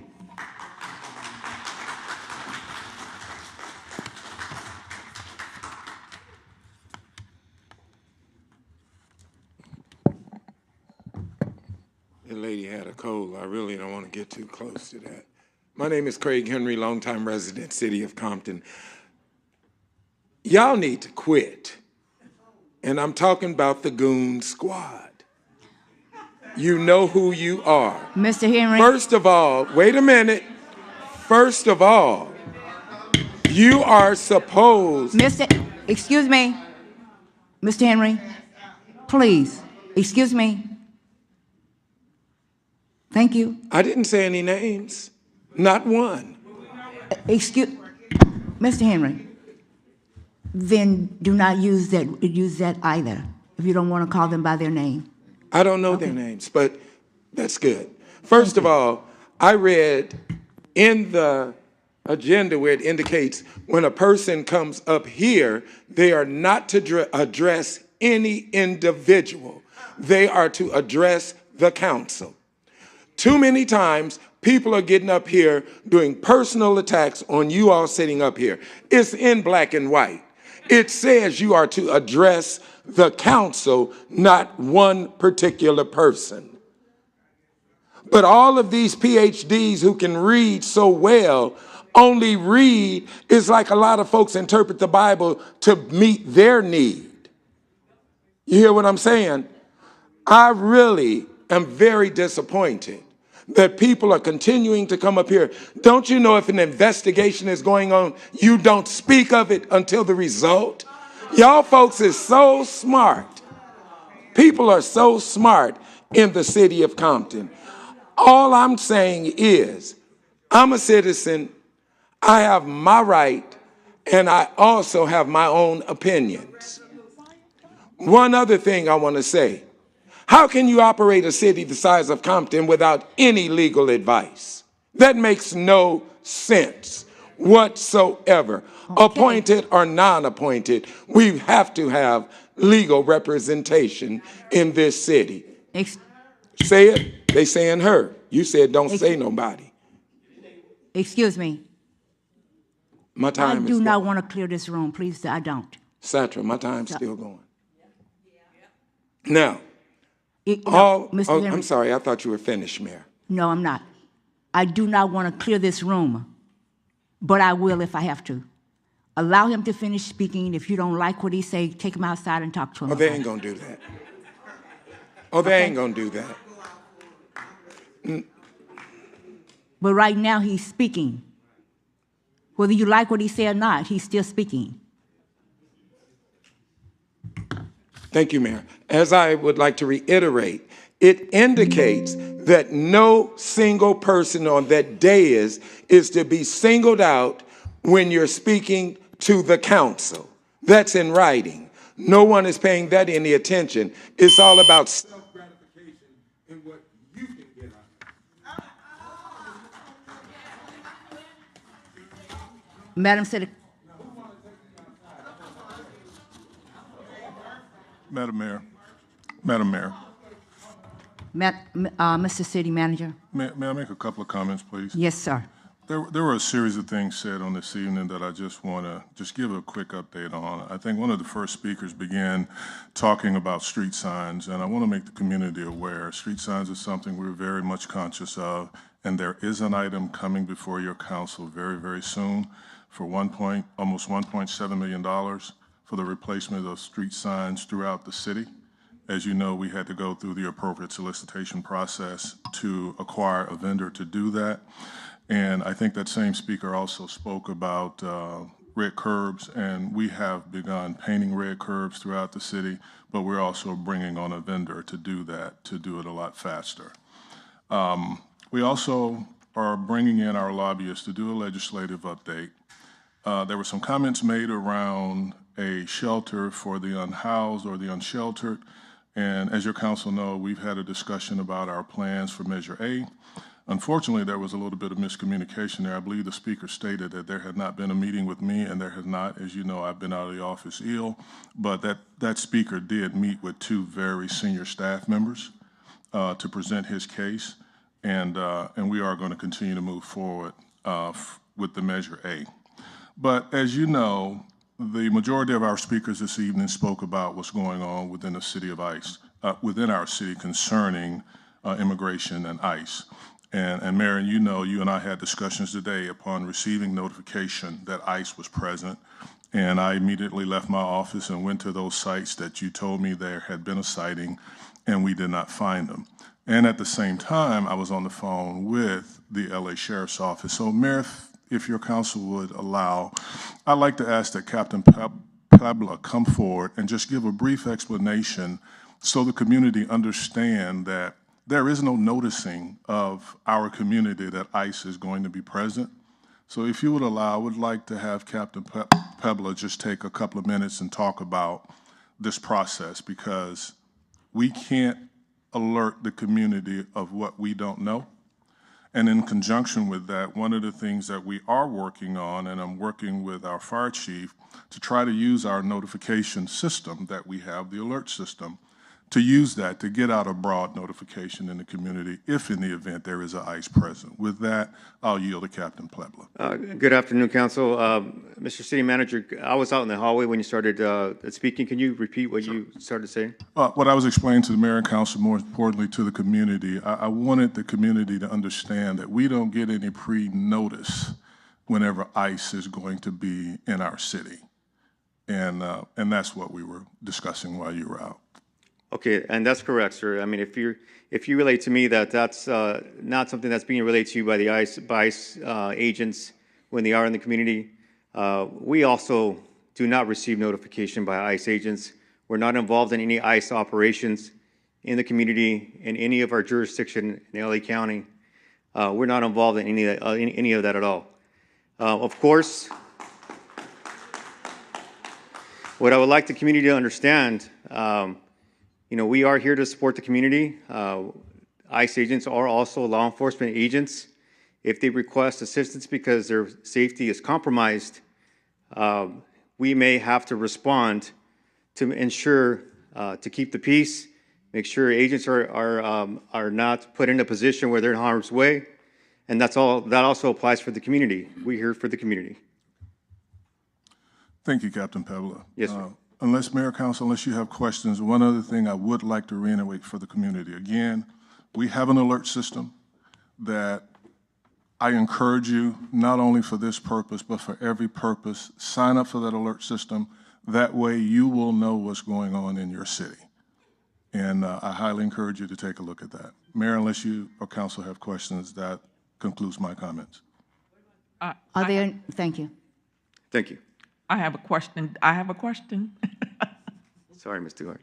That's okay. So, you know, like the city manager said, there were several people that came up and basically accused us of not doing anything, but we were not aware that ICE was here. And I think the city manager said that someone told him that ICE was across the street, but when he got there, there's nobody there. Normally, when something happens in the city, the sheriff's department sends us an alert on our phone and says what has happened. Somebody got shot, or somebody robbed this store, or there was a bad car accident and somebody got killed. They notify us. We didn't get any, at least I didn't, we didn't get any notification that ICE was in the city today. So I just wanted the audience to know that. Thank you. Thank you. Wait, excuse me. They're asking for the council. If they're asking of the council, They said, council, if the council have any questions. Are there any other questions coming from the council? Thank you. Thank you. I think first, let me thank the captain for coming up and really explaining this, because I know a lot of times people think we can do certain things, and unfortunately, we cannot do some of the things that we may even want to do, because, like he said, we are not notified. We're not told when they're coming. If the sheriff don't know, how we are supposed to know? Excuse me. I think he just spoke. Thank you. Thank you. I'm not going back and forth. That's it. Thank you. I appreciate you. But thank you, Captain. Thank you so much. Thank you. Now, I'm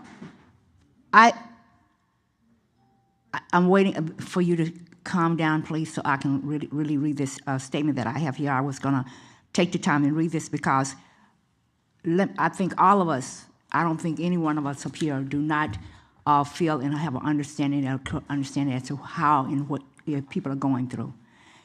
Over the past week and even today, there has been recent ICE activity within our community. I want to acknowledge the fear, because I understand that there's fear among the community because some of the people still are not leaving their homes. Uncertainty and pain this has caused. My heart truly goes out to every family and every individual who has been impacted or who is living with fear because of what is happening around them. I want our community to know that we do see you. We care about you, and you are not alone in this. You're really not. For those who need immediate support or information in case of an emergency, you can report ICE activity or enforcement actions by calling your local rapid response network at 888-624-4752. That's 888-624-4752. You may also locate a detainee who is currently in ICE custody or who has been in U.S. Customs and Border Protection custody for more than 48 hours by visiting local.ice.gov. That's local, L-O-C-A-T-O-R, .ice.gov. Those are two sources that you can use to try to find out about any relative or friend or anything that you may know that if they have been picked up. Can you give that website one more time? Yes. Local, L-O-C-A-T-O-R, .ice.gov. For further resources or assistance, my office is also available at 310-605-5590. If you want to call my office, if we have any information, we'll share it with you. I also want to be very clear about this. Compton is a city that believes in dignity, respect, and unity. While everyone has the right to express their opinions, we will not allow hate, intimidation, or fear to divide our community to determine the safety and humanity of our residents. I stand in solidarity with our community. We are stronger together, and we still continue to lead with compassion, courage, and love for one another. Thank you, and with that, we will now join tonight's not tonight's meeting. I wish we were there. We're not there yet. Thank you. So I do appreciate all of you coming out, and for those of you that spoke this evening, thank you. Madam City Clerk. Okay, Madam Mayor, we move to the consent agenda. Consent agenda. Consent Approval items of are routine and expected to be non-controversial. They will be acted upon by the council at one time without a discussion unless a council member rejects requests an item to be removed or discussed. Madam City Clerk, I need a motion. So moved. Is there a second? Second. Roll call, Madam City Clerk. Councilmember Duhart? Yes. Councilmember Spicer? Yes. Councilmember Bowers? Yes. Councilmember Darden? Yes. Mayor Sharif? Yes. Now, Madam Mayor, we move to the city manager's report. It is a receive and file of the resignation of City Attorney Eric Perrodin effective December 8th, 2025.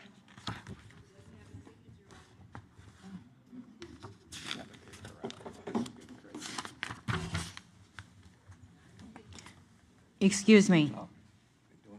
Lynn, you keep talking out the audience. Like I said, I need you to leave. Okay, thank you.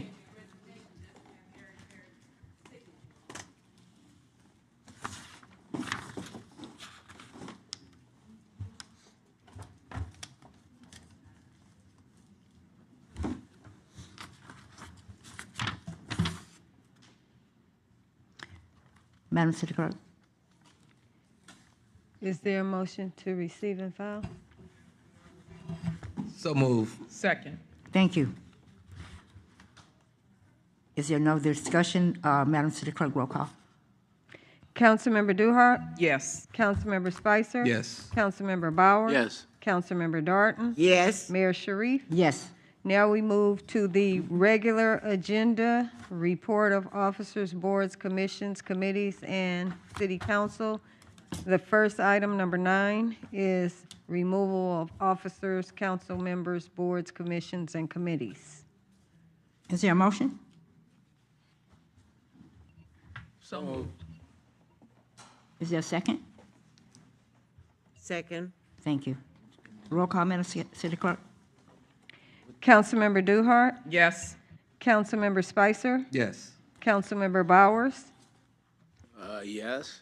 Councilmember Darton? I have a question.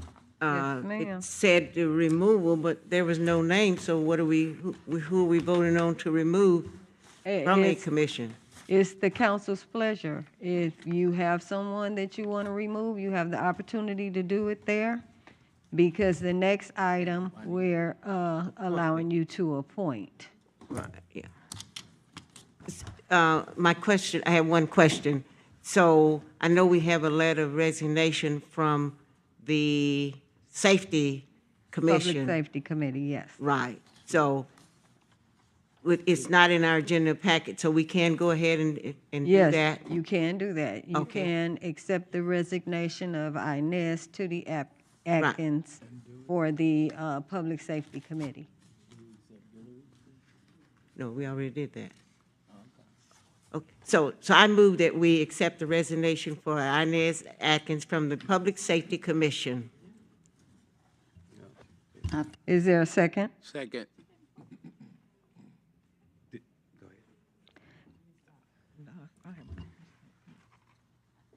I don't believe that Councilwoman Darton cast her vote for the item, For which item? For the motion. for the motion, on the motion. Oh, she wanted to ask the question. Right. Okay. But she never cast a vote. So would you like to vote in the affirmative? Well, there was no names mentioned, so for removal, so we're just voting, just be voting? No, ma'am, we voted. Open it up. Open it up, Ms. To Darton. remove, Motion on the floor. to remove, you voting Thank to you. approve to that's okay. remove members from any committees. Yes. Okay, thank you. And now, you mentioned moving to remove Inez Atkins. You got a motion and a Madam Clerk, second. did you want to get the mayor's affirmative vote on opening up for the removal? You just got Councilwoman Darton. You didn't make your way. Y'all are making me crazy tonight. Thank you. Mayor Yes. Sharif, would you like to vote yes? Thank you. Okay, now we move to Mrs. Councilmember Darton's motion to remove Yeah. Inez Tootie Atkins. Was there a Right. second? Second. Second. And so it's clean. I will say the motion again. Councilmember Darton made the motion, and it was seconded by Councilmember Duhart to Roll call. accept the resignation of Inez Tootie Atkins from the Public Safety Committee. Yes, ma'am. Now we'll have a roll call. Thank you. Roll call? We have Councilmember Duhart, Yes. Councilmember Spicer, Yes. Councilmember Bowers. Yes. Councilmember Darton, Yes. Mayor Sharif. Yes. Is there anyone else that would like to make a motion to remove anyone? Juanita Wright from the Personnel Board. I beg your pardon? I didn't hear you. Juanita Wright from Personnel. So her term has ended, so you don't have to remove her. Okay. Or whatever. She's- Okay, who's in so, personnel? so now we move to item 10, appointment of officers, council members, boards, commissions, and committees. Do we have a motion? So move. Second. Roll call. Councilmember Duhart, Yes. Councilmember Spicer, Yes. Councilmember Bowers. Yes. Councilmember Darton, Yes. Mayor Sharif. Yes. Now, we can take nominations to whatever commissions, boards, committees that you'd like to do. Can I make a suggestion that we do one commission at a time? We can do that. So are we going to do planning first? That's the commission that we revised the application and provided the applications to the council members, so. Madam City Clerk, Yes. we may want to say it so the community will understand. Initially, we were going to do the interview process, but because we don't have policy and procedures for all commissions and committees, so that's been postponed at this time, the interview process. Okay, thank you. So then we can proceed with the Planning Commission, for instance? Yes, ma'am. Okay, I'd like to make a motion that we appoint Juanita Wright to the Planning Commission. We just voted to remove her. No. Is there a second? Just remove her. Is there a second? Didn't you? It fails for a lack of a second.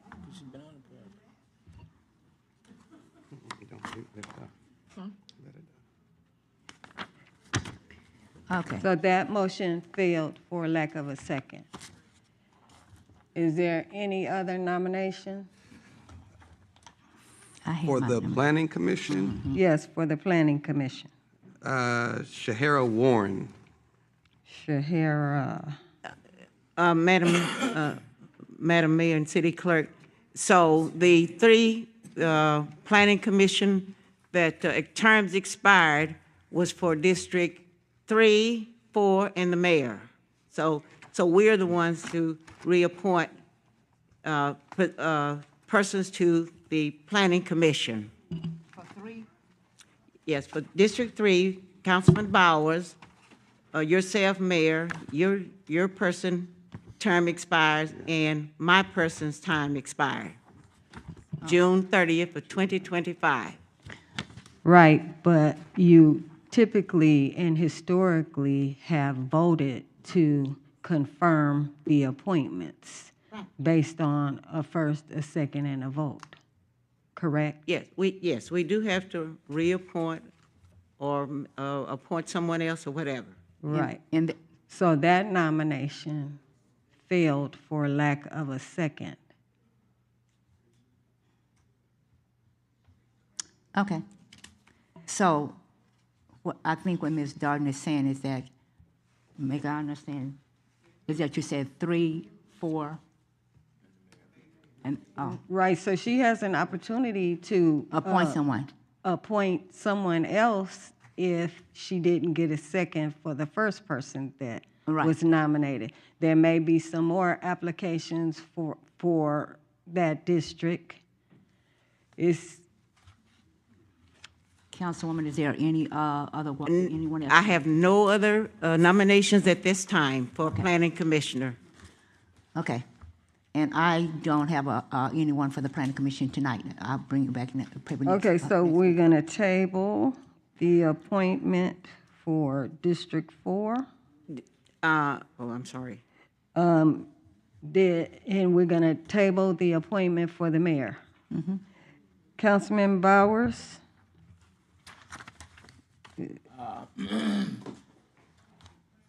Mark Smith.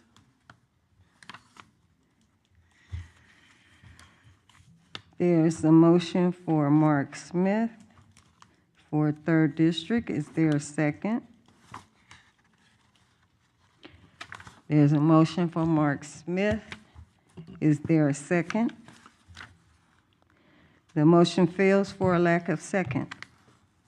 Okay, I have another pick.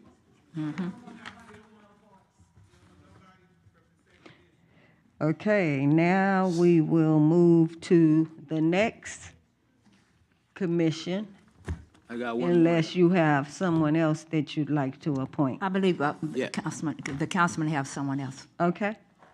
Rashina Young. Rashina Young For planning, yes. for planning. Okay. Okay, is there a second? Second? Start. Okay, there's been a motion and a second. Let's have a roll call. Councilmember Duhart, Yes. Councilmember Spicer, Yes. Councilmember Bowers, Yes. Councilmember Darton, Yes. Mayor Sharif. Yes, yes, yes. Rashina Young has Yes. been appointed to the Planning Commission. The next commission, I believe, is, give me 1 second. I had all this stuff together. The next commission is for the Olympic Committee. I have an appointment for the Olympic Committee, Okay. David Colbert. Mayor David Covert, is there a second? Second. Okay, roll call. Councilmember Duhart, Yes. Councilmember Spicer, Yes. Councilmember Bowers, Yes. Councilmember Darton, Yes. Mayor Sharif. Yes. David Covert has been appointed to the Olympic Committee. Are there any other nominations for Olympic Committee? Yes, I have one. Yes, Jessica Hunter. Jessica Hunter. Is there a second? Second. There's been a motion and a second. We'll have roll call. Councilmember Duhart, Yes. Councilmember Spicer, Yes. Councilmember Bowers, Yes. Councilmember Darton, Yes. Mayor Sharif. Yes. Jessica Hunter has been appointed to the Olympic Committee. Are there any other nominations to Yes. the Olympic Committee? Virginia Brown. Virginia Brown has been motioned by Bowers. Is there a second? Second? We'll have a roll call. Councilmember Duhart, Yes. Councilmember Spicer, Yes. Councilmember Bowers, Yes. Councilmember Darton, Yes. Mayor Sharif. Yes. Are there any other nominations for the Olympic Committee? I'd like to nominate Helen Chan from the Crystal Casino Hotel. Her name is Helen, Helen Chan. C-H-A-N? Yes. Okay. Is there a second? Ian. Do we No, have her I have- application? I have a comment. I thought we were allowed to appoint 2 commissioners. But we are also too, we need to have applications, and we don't, do we have an application on Helen?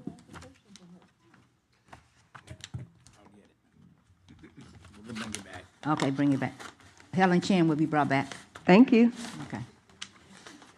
Now we have vacancies for the Charter Committee. Okay. Are you prepared to do your? Charter Committee, I have an appointment, I'm sorry. You have an appointment? Okay. Lamika Butler. You're gonna move Lamika Butler?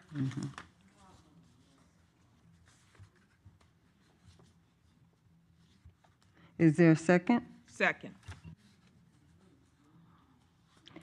It's been moved in second. Roll call. Councilmember Duhart? Yes. Councilmember Spicer?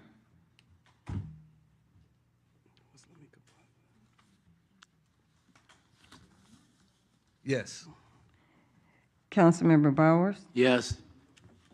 Councilmember Darton? Yes. Mayor Sharif? Yes. Lamika Butler has been appointed to the Charter Committee. Are there any other nominations? Yes, I have a nomination. My nomination is for Rodney Lister. Rodney Lister. Rodney's on the committee, though. He's on Oh, is he on one already? Yeah.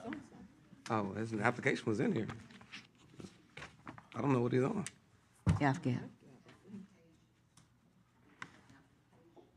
You gotta step down.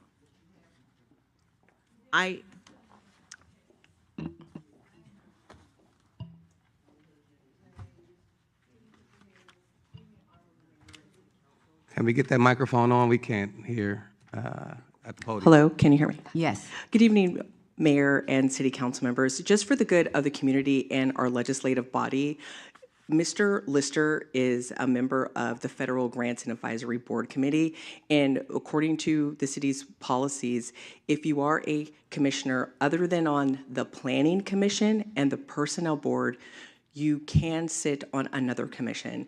In the ordinance and the resolution that this council brought forward for the Charter Committee, there's no provision excluding people that may sit on another commission. So I just wanted to share that for the good of the community and for our legislative body. Thank you. Thank you very much, Council.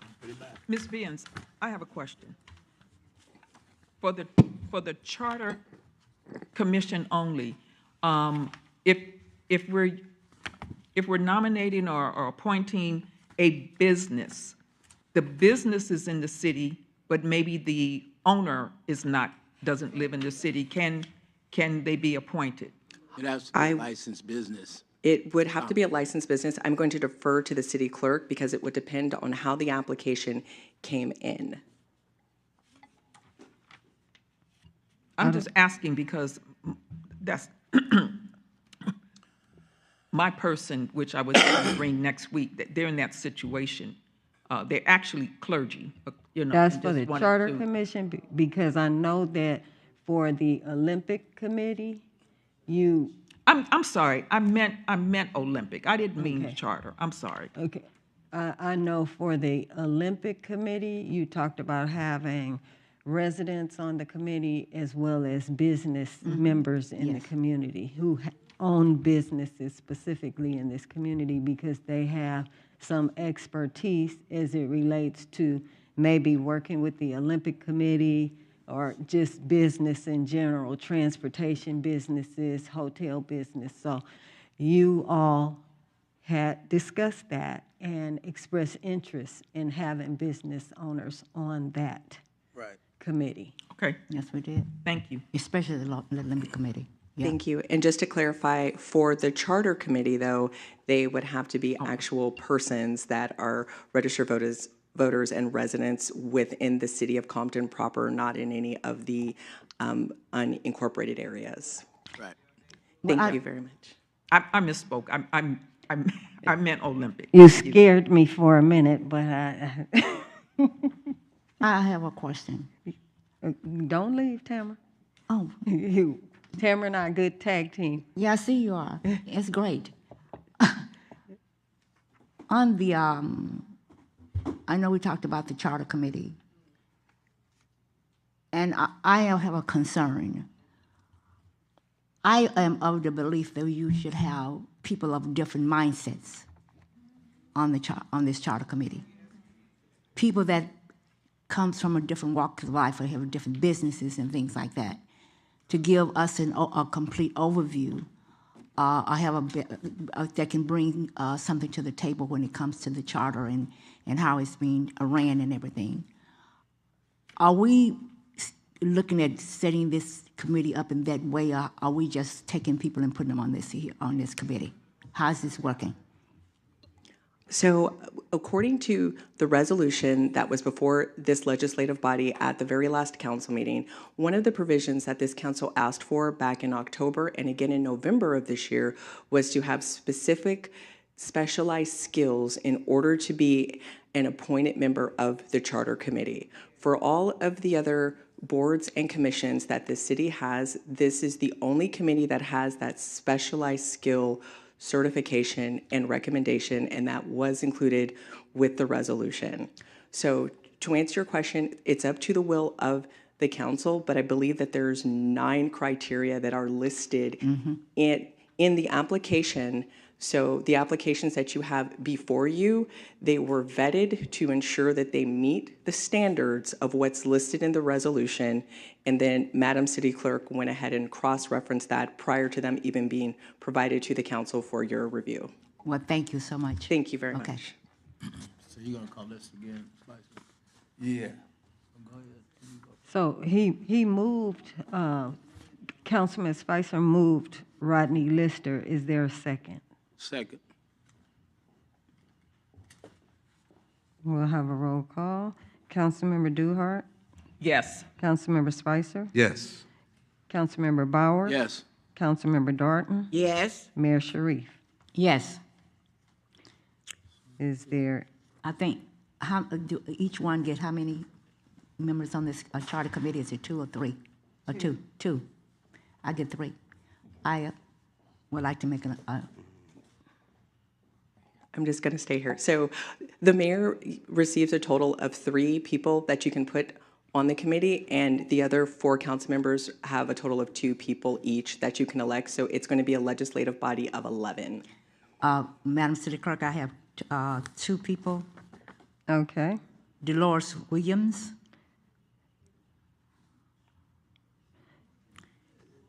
And Is there a second? Yes, and Dr. Crystal Williams. No, Mayor, is there a second for Dolores Second. Williams? Oh. Bowers? Okay, now we'll have a roll call. Councilmember Duhart? Yes. Councilmember Spicer? Yes. Councilmember Bowers? Yes. Councilmember Darton? Yes. Mayor Sharif? Yes. Okay, what's your, the My mayor last had person. one more One person, more. she said. It's Dr. Crystal Williams. Mayor. No. Dr. Crystal Excuse me. Williams. Is there a second? Second. Okay, it's been moved in second. We'll have a roll call. Councilmember Duhart? Yes. Councilmember Spicer? Yes. Councilmember Bowers? Yes. Councilmember Darton? Yes. Mayor Sharif? Yes. Okay, so far we have 1, 2, 3, 4. Got a long ways to go. How many positions on the charter? 2 for each council person and 3 for the mayor. Okay. I have another appointment. Okay, Spicer, Councilman Spicer. Mac Warren. Mac Warren, is there a second? Second. It's been moved in second. Roll call. Councilmember Duhart? Yes. Councilmember Spicer? Yes. Councilmember Bowers? Yes. Councilmember Darton? Yes. Mayor Sharif? Yes. Mac Warren has been appointed. Mr. Spicer, Councilmember Spicer, do you have your second person, or did you? That was on the charter, right? Yeah. So I did that in him and Rodney Lister. Okay, those 2, okay. Those were my 2 appointments. All right. Councilmember. I'll have one next week. Okay. Shirley Gideon, my first pick. Shirley Gideon. Is there a second? Second. Okay. It's been moved in second. Roll call. Councilmember Duhart. Yes. Councilmember Spicer. Yes. Councilmember Bowers. Yes. Councilmember Darton. Yes. Mayor Sharif. Yes. The Shirley Gideon has been appointed. And my second pick is Fidel Marquez. Fidel Marquez. Is there a second? It's been moved, Fidel Marquez. Is there a second? Motion fails for lack of I a second. second. You second? Yeah, Okay. I second, yeah, I second. All right. It's been moved in second. Roll call. Councilmember Duhart. Yes. Councilmember Spicer. No. Councilmember Bowers. Yes. Councilmember Darton. Yes. Mayor Sharif. Yes. Fidel Marquez has been appointed to the committee. Now, Councilmember Darton. Madam City Clerk, I will have to come back with my appointments. The very two I was appointing, Dr. Williams and the other Williams, were my appointments, and so the mayor has taken my appointments, so I will have to review the applications and put me back on for next week. Okay. Because it's very important that this commission get appointed, because we only have to June to do all the work that we need to do if we're going to put it on the November ballot. So we're already missing January meetings, so they're going to have extra meetings. So I will review the applications and make my appointments on next week. Okay, so to date, we have 1, 2, 3, 4, 5, 6, 7 members of the Charter Committee. We're looking forward to next meeting, completing this. Madam City Clerk, Yes, I'd ma'am. like to ask you a question. Can additional persons file for the commissions? Does the council feel as though they need additional applicants? If that's the direction you want to give us, you can give us that direction. Yes, I do. Because So- I have a person, they just didn't get their application in time. Okay, so let's extend it to this Thursday? Does that work? So then that way we have the opportunity to get them to you to review over the weekend. Okay. So it's extended to this Thursday? This Thursday, All the right. 29th. Thank you. And just for the public's edification, the application process for the Charter Committee is being extended until Thursday, close of business, January 29th, 2026. Thank you. And for the good of the council and our listening and viewing public, I did just want to reshare that according to the resolution that was passed at the last council meeting, that the Charter Committee will be meeting on the first and third Mondays of each month. So if we do come back next week and we do have the remaining members that are appointed by the council, the first meeting will be the third Monday in February. The meetings will be at 5:30 p.m., and we will follow up with all of the pertinent information. But as we're extending the application deadline, I did want to share, just so that people know, that the Charter Committee does meet on the first and third Monday of each month, according to the resolution. Thank you very much. At what time? 5:30 p.m. And in here?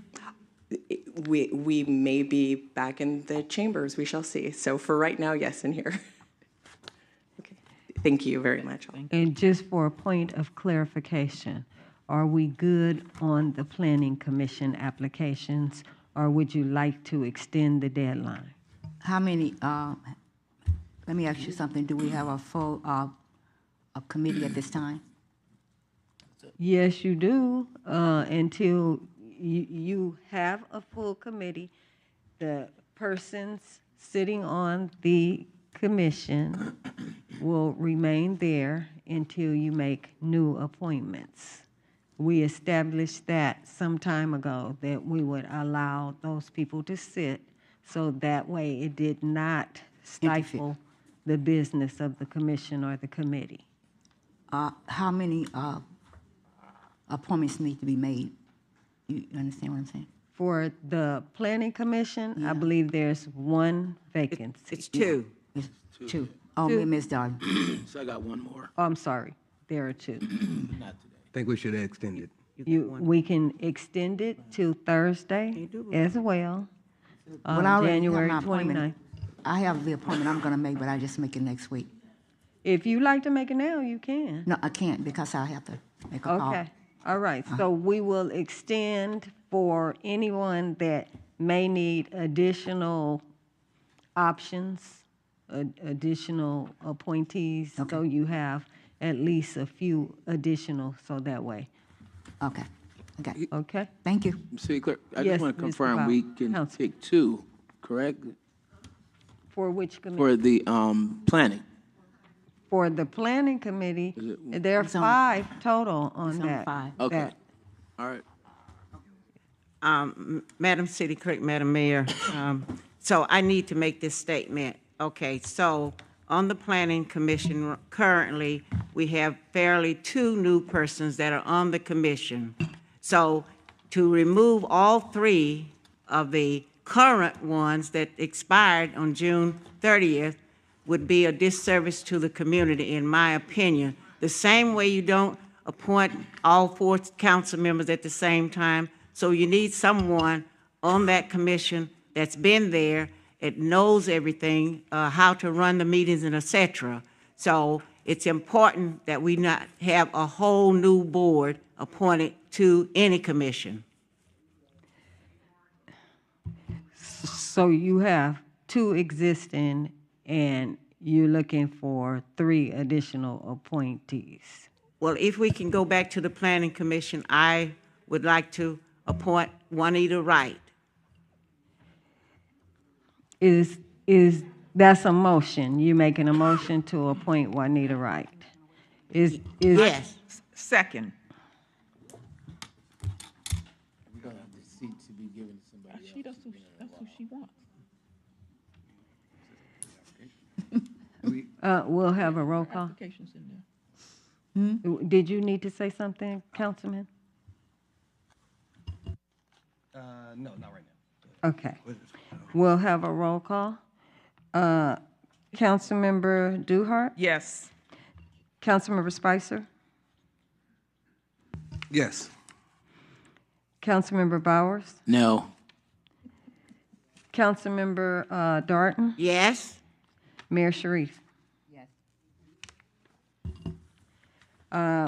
Council, Juanita Greenwright has been reappointed to the Planning Commission. Now there's one other opening, that's mine, is that correct? For what? The, Planning? yes. Okay. Next week? So you'll do that next week? Yes. We don't have to send you the same applications again, do we? No. We can just send you the additional. We have killed several trees. I know. I don't This need you process. to send me anything. I got it. Okay, thank you. And are we finished with the appointments tonight? It appears so.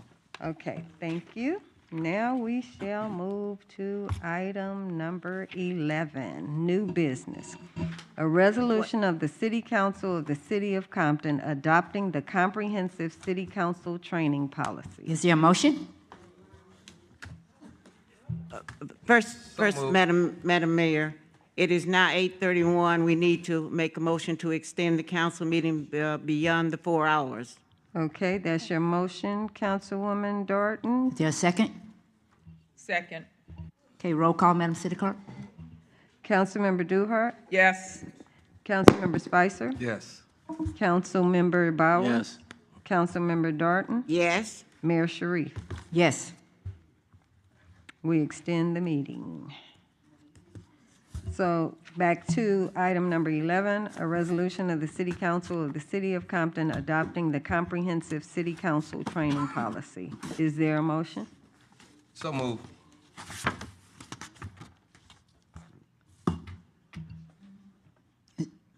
Is there a second? Well, you didn't ask for a second. Jeez. It's time to go home, you guys. Discussion? Yes.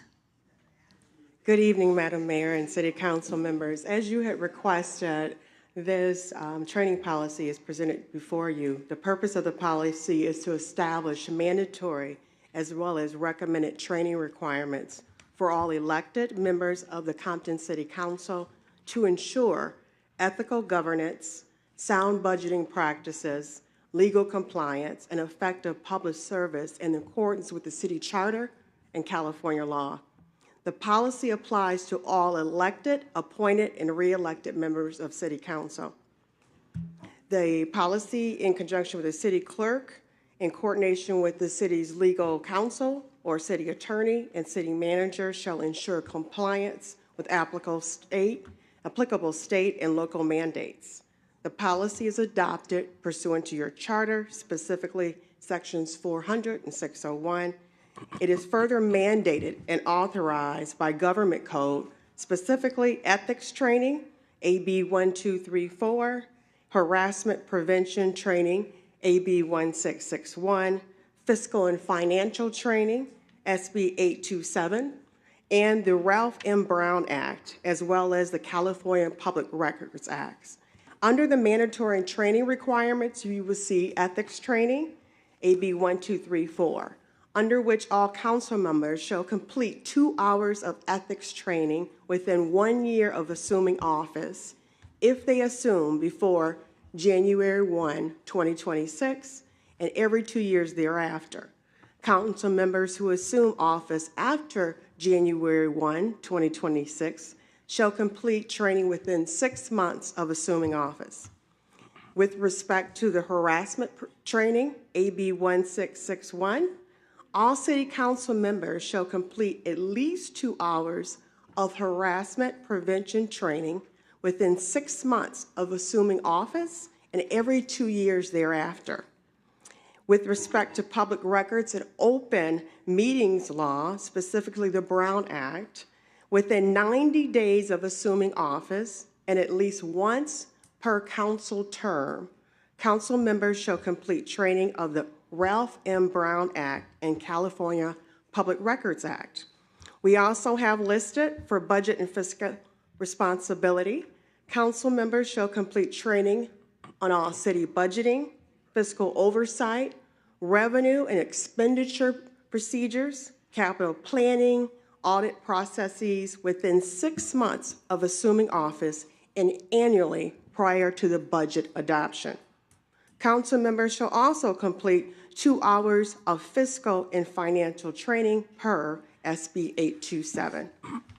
You also find, as part of the mandatory training, council members must file Form 700 statements upon assuming office annually and upon leaving office, disclosing economic interests in accordance with the Political Reform Act. Council members shall also comply with the Levine Act, which requires disclosing contributions exceeding $500 from parties or participants in matters before the City Council. Also in this policy, there's several suggested training, recommended training for the council: leadership and governance, land use and zoning, municipal finance, matters concerning the charter and local ordinances, as well as several other items here, including legislation and policy development. The policy itself also speaks to, with respect to new council members, that within 30 days of assuming office, each new council member shall attend an orientation session covering the city charter, organizational structure of the city, ethics and legal responsibilities, the current budget, key city priorities, and current training and future training obligations. In addition, you will see a requirement whereby within 30 days of assuming office, each newly elected or re-elected mayor shall complete training covering parliamentary procedure and conducting effective meetings. Also, with respect to review and amendments, this policy will require that annually the city's legal counsel or city attorney, and as necessary, the city council will amend this policy to ensure that it adheres to state laws as well as best practices in municipal governance. And also, in relation to what Commissioner Rodney Lister had mentioned, far as fiscal impact of this policy, it will remain nominal if training remains in-house or is provided by organizations in which the city currently is a member. For example, the League of California Cities, Independent Cities Association, California Contract Cities, and so on. In addition to that, other individuals that are already staff with the city, personnel, whether it's the HR department, the city clerk, the city's legal representatives may also provide training with respect to these matters, which will also keep costs down to a minimum. So with that, I will entertain any questions that any of you may have. Mr. Jones, I really hate to ask you to leave. Thank you.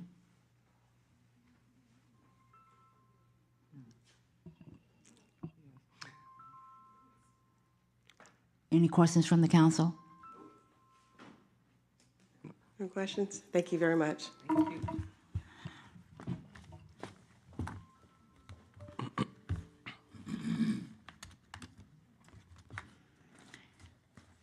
Okay, Madam City Clerk. Madam Mayor? Yes, ma'am. This is not a question. I'm going to request that we take action on adopting it later because I didn't get a chance to read it to make sure I'm very clear on all the items that were presented. So we could bring it back next week to take the vote on it, give us extra time to read it, make sure we clearly understand it. That way I would have questions for you. I'm ready to vote. You guys' call. Are there any questions or concerns from the council, from other council members? No? I'm asking questions, okay, because I'm ready to go home. I think we all, yeah. So. Is this something that can wait for adoption? I'm reading this and I'm looking at something, and I noticed that no, I don't know if it's the same thing. This is the state. When it was presented to the clerk's office, it was presented under the understanding that it was timely. That's what I thought. As a matter of fact, it should have been done a while back. Thank you very much, Madam Mayor and Councilman Darden. Yes, there are some time-sensitive matters as listed in there.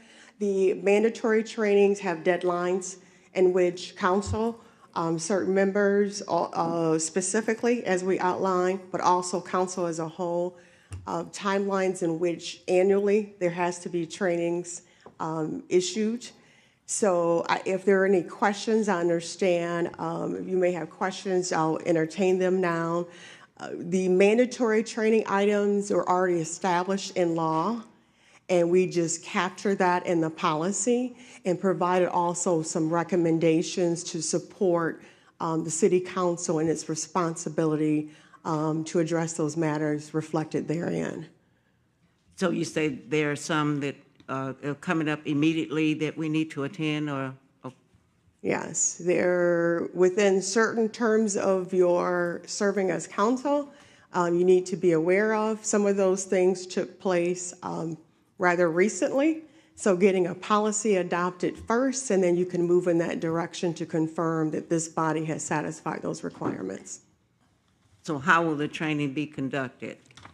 As mentioned, it's in a variety of forms. It can be presented, if you look at the back, the proposed schedule, a retreat of this body, where this body can be presented information relative to the requirements that are outlined therein, where we can have personnel from the city, whether it's the city clerk's office, the law division, from the human resource department, or outside counsel that currently is supporting the city to provide that training. You can also satisfy some of the requirements through your membership and your attendance at some of the conferences.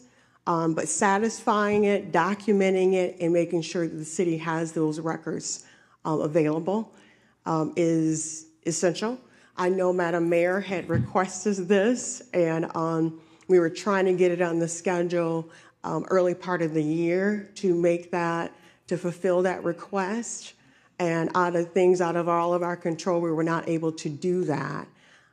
So I'm hoping if there's anything specific, but all the mandatory training is already established currently in state law.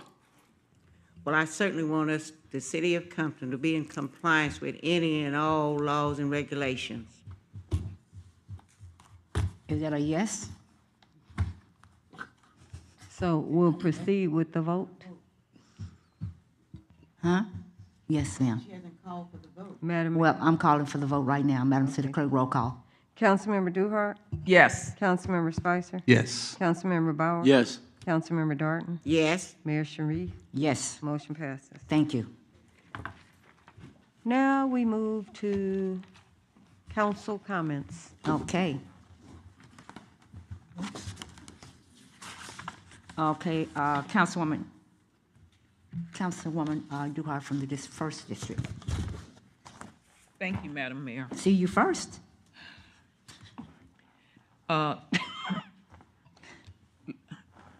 Last week, I attended the 2026 Mayors and Council Members Academy, where I attended the following trainings and professional development sessions.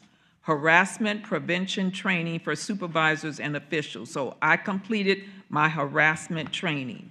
Cal Cities and how to use it, legal powers and obligations, open government and conflicts of interest, policy role in land use planning, developing an effective city council and city manager team, social media, digital communications and civic engagement, financial responsibilities, city revenues workshop, and understanding public service and ethics laws and principles. I completed my ethics training as well.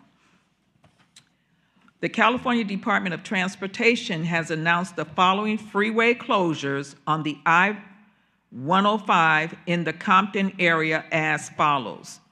Eastbound, the I-105 from Vermont Avenue to Main Street, and the date is Friday, January 30th, and Saturday, January 31.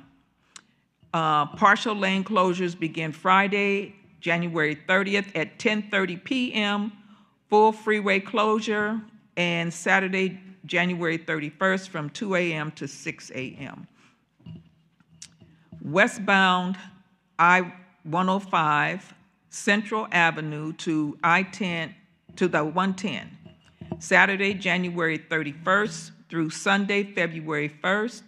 Partial lane closures begin Saturday, January 31st at 10 p.m., full freeway closure Sunday, February 1st from 1 a.m. to 5 a.m. I'm glad I'm reading this because I have to take this freeway to go to church. Motorists are advised to plan alternate routes and allow extra travel time. Please exercise caution and follow posted detours. I would like to sincerely thank everyone who attended the unveiling of the Maxie Dean Filer Square last Saturday. Special thanks to Congresswoman Maxine Waters, Compton School Board member Dr. Davis, our city clerks, Satra Zarita, former council member Tana McCoy, Dolores Zarita, and former council member, and former, I don't know what this says, California State Senator Isidore Hall, former city attorney LeGrand Clegg, former school board member Mae Thomas, the Compton Fire Department, and most importantly, the entire Filer family. This event represented a meaningful preservation of Compton's history, and the community truly showed up and showed out. I would also like to extend my heartfelt appreciation to the Public Works Department for working closely with my office on the design of the signage, ensuring proper installation, and beautifying the surrounding street to reflect the significance of this honor. Lastly, I want to thank each of my colleagues for their unanimous approval and for attending in full support of this recognition. I know Maxie Filer is proud. I also attended the Voices of Compton monthly speaker series hosted by the Compton 125 Historical Society. The keynote speaker was Mrs. Harriet Newman, a pillar in the legacy of Compton High School. As the devoted wife of legendary coach James Newman, Mrs. Newman exemplifies steadfast leadership as a true basketball mother. Her unwavering support helped shape generations of young men into record holders, champions, and Olympians, most notably during Compton High School's historic 66-0 CIF championship run. Join us for a special Valentine's Day luncheon on Friday, February 13th from 11 a.m. to 2 p.m. at Dollar High Community Center, located at 301 North Tamarind Avenue. I am thrilled to co-host this celebration alongside Councilwoman Darden, bringing our community together for an afternoon filled with good food, great company, and heartfelt moments. And in closing, I'd like to close in loving memory of Murphy Robinson Sr., who passed away on Sunday, January 11th. His services will be held on Saturday, January 31st at 11 a.m. at Bishop Jawan Hilton's Church, Bristol Baptist Church, 1531 South Long Beach Boulevard. I would also like to honor the memory of Mrs. Penny Eldridge, a longtime Compton resident and retired Compton Unified School District educator. Lastly, I would like to remember Mrs. Hamia McDaniel. Please keep the family members of all those we have lost in your continued thoughts and prayers. And in closing, I want to thank all of you for coming out this evening. It was a long day, long evening tonight, but your presence and input and commitment is always welcomed. Thank you for speaking up and working together to help strengthen our community and move our city forward. You are the eyes and ears of the community, and your voice matters. And in closing, always remember to eat, shop, and buy Compton, a safe, clean, and friendly city. That concludes my announcements, Madam Mayor. Thank you. Councilman Spicer. Thank you. I want to thank all the volunteers that came out to participate in the homeless count last week that was held at the Dollar High Community Center. We definitely appreciate your time and your efforts. Also wanted to thank all the organizations that participated in the New Year, New Me Resource Fair. It was another successful one. We were able to provide services to over 150 residents from the city of Compton and the surrounding areas. This is for the people that want to get their expungements, housing, employment, and ticket services were offered at that resource fair. On next Saturday, February 7th, my office will be hosting the Senior Citizen Resource Fair at the Dollar High Community Center. Address is 301 North Tamarind Avenue. It will take place between the hours of 10 a.m. and 2 p.m. Again, that's a Senior Citizens Resource Fair. On February 28th, we'll have our Black History celebration at the Dollar High Community Center. It's taking place between the hours of 12 p.m. and 4 p.m. Also on Friday, February 6th, between 3 and 9, celebrate the grand opening of City Barbecue and Catering and City Grind Coffee House and Coffee and Roastery located at the Lab. Address is 1001 Rosecrans Avenue, 90221. That's in District 2. It's a grand opening again for City Barbecue and Catering and City Grind Coffee and Roastery, February 6th. This concludes my council comments for tonight. You all have a wonderful and blessed evening. Councilman Bowers? I have a few things. So I'll start with one of the residents spoke on the cemetery and said, what are we going to do? Number one is private property. Ms. Bishop sent a message and said to come over and help her. They've been cutting the grass every day, and they would like some help. So we're going to go over and volunteer. I'm sure she would appreciate that. I want to talk about the parking a little bit. I want to address an issue that continues to come up in my district and across the city, the rollout of citywide parking permit program. I want residents to know that we hear you. Many have shared confusion and frustration about how the process works when permits are required and what enforcement should look like during this transition. At this time, enforcement is focused on education, not punishment. Residents should be receiving warnings, not citation, as we work through outreach and clarification. If you or your neighbors are seeing otherwise, I want to encourage you to contact my office so we can address it directly. This program is meant to protect neighborhoods, not create unnecessary stress. The city must continue improving communication, simplifying the process, and ensuring residents are supported every step of the way. My office remains committed to working with staff to make sure this happens.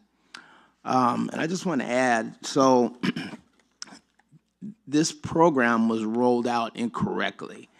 And Parking Authority, Section 2-11 in our municipal code, Ordinance 1543, council finds and declares that there is a need for parking authority to function in the city. The council declares that the parking authority functions be performed by the Planning Commission. So they should have launched this. They should have did the planning to address all the idiosyncrasies of parking. There's still a lot of unanswered questions. For example, if you have service vehicles come to your home, what are they supposed to do? If you have a housekeeper or they're doing construction work or some facsimile thereof, we have a consultant that I asked we utilize her and put this on pause until we get all the details and get her opinion and see how to put this thing together, because we're already having problems before it even gets launched. And it's a 25-year-old or more program that we're launching. It's like trying to download Windows Vista and your computer has Windows 11. It's going to be problems.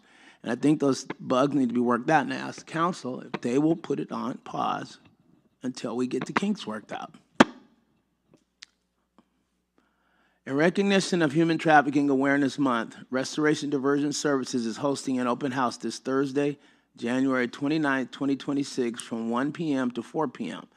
at 208 North Long Beach Boulevard in Compton. This event will include the unveiling of their new Serenity Room, a space dedicated to mental health and healing, and will bring together community partners, advocates, and service providers working to prevent human trafficking and support survivors. I strongly encourage residents and partners to attend this kind of collaboration. We need to ensure the vulnerable individuals are protected and that our community has access to restorative support service. RSVP is required and registration information is available through Restoration Diversion Services. Please contact Deidre Handy at 323-657-4530 for registration and event questions. I would also like to adjourn my closing comments in memory of Penny L. Singleton Eldridge. Mrs. Eldridge was a proud Compton resident for 58 years and dedicated 35 years of her life to education, serving as an attendance clerk and junior high school teacher with Compton Unified and Linwood Unified and local private schools. I had the honor of working alongside her husband, Ron Eldridge, during our time with the City of Compton Fire Department. Their family's legacy of public service spans both education and emergency service, and our city is better because of it. We extend our condolences to the Eldridge family and all who loved her. As always, our office remains grounded in community unity through focused, accountable leadership. Thank you. Have a great evening. Councilwoman Darden. Thank you, Madam Mayor.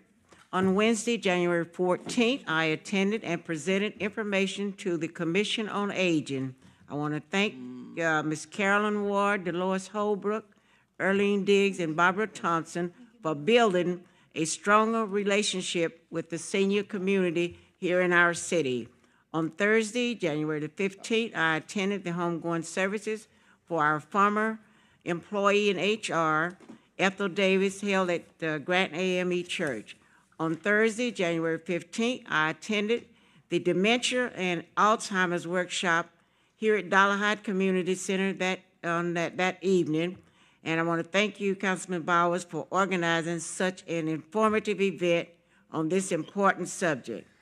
On Saturday, the 24th, I attended the special ceremony honoring the legacy and lasting contributions of the Honorable Maxie D. Filer, along with the Compton team.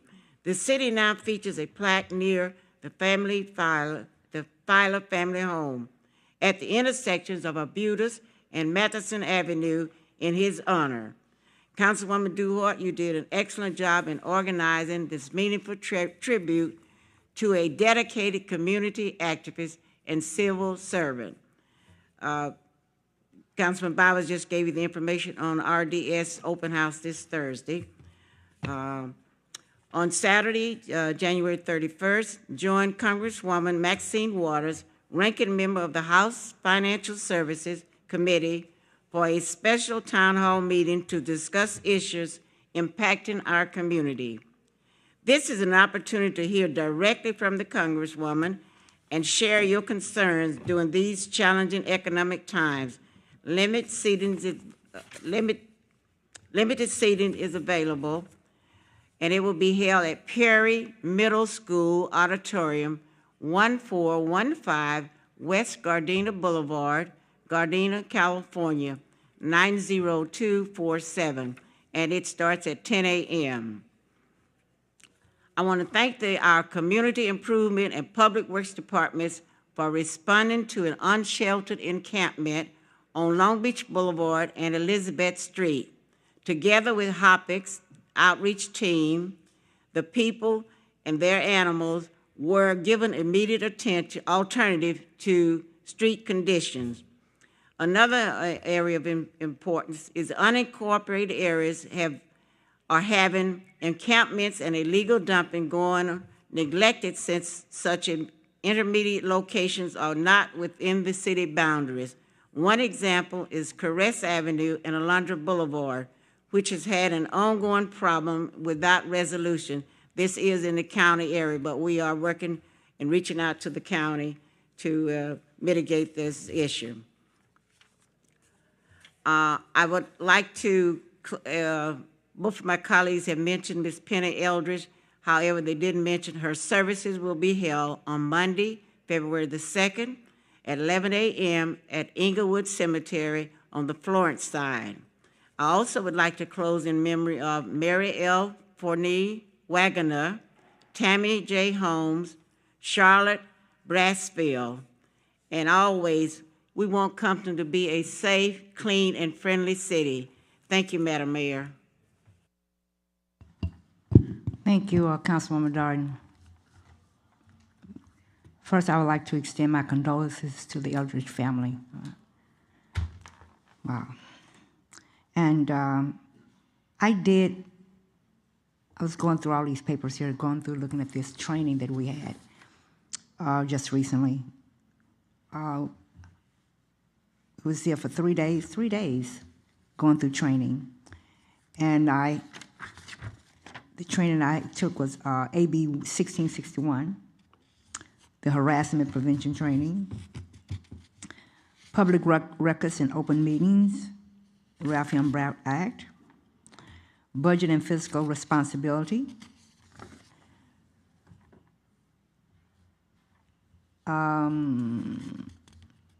land use zoning, leadership and governance, municipal budget and finance, Media and Public Communications. And I believe that was all the ones that I've taken so far. And so I'm happy I was able to do that, to get this, try to get this out the way, but actually do sometimes you have to do like a redo in order for you to actually, maybe like you miss things and you go back and it's there. So I was happy that I was able to do that. I really want to thank the city of Compton for this training, for putting this together for us, because I know this is something that we had been told we had to do, and so we're getting it done. So let's let the community know that we are really serious about what we're doing here, that we are sitting on this council. So I really want to say thanks. And on that note, Madam Mayor, may I have the floor if you're finished? Are you finished? yes. You said on that note. Yes, I was getting ready to ask for a motion to. I know, and I'm going to make sure you have your motion in just 30 seconds. Okay. I'd just like to congratulate the new commissioners, and I just would like for you to know that you will receive a letter from the city clerk's office congratulating you and giving you next steps as to how you become appointed. You have to take an ethics course prior to. This letter will identify all of the steps you need to take in order to be appointed. And it's best that you contact us to get an appointment to be sworn in and receive any other information regarding the commission. Thank you. And before I close, I would like to thank our councilwoman from District 1 for the event that she actually hosted and did a magnificent job there with the Maxie Fowler event. So it was just really a good day. So thank you, Councilwoman Duhart. So on that, I would like to have a motion to adjourn the meeting. So moved. Second. Okay, roll call. Councilmember Duhart? Yes. Councilmember Spicer? Councilmember Bowers? Yes. Councilmember Darton? Yes. Mayor Sharif? Yes. You adjourn at 9:05 p.m. Wow.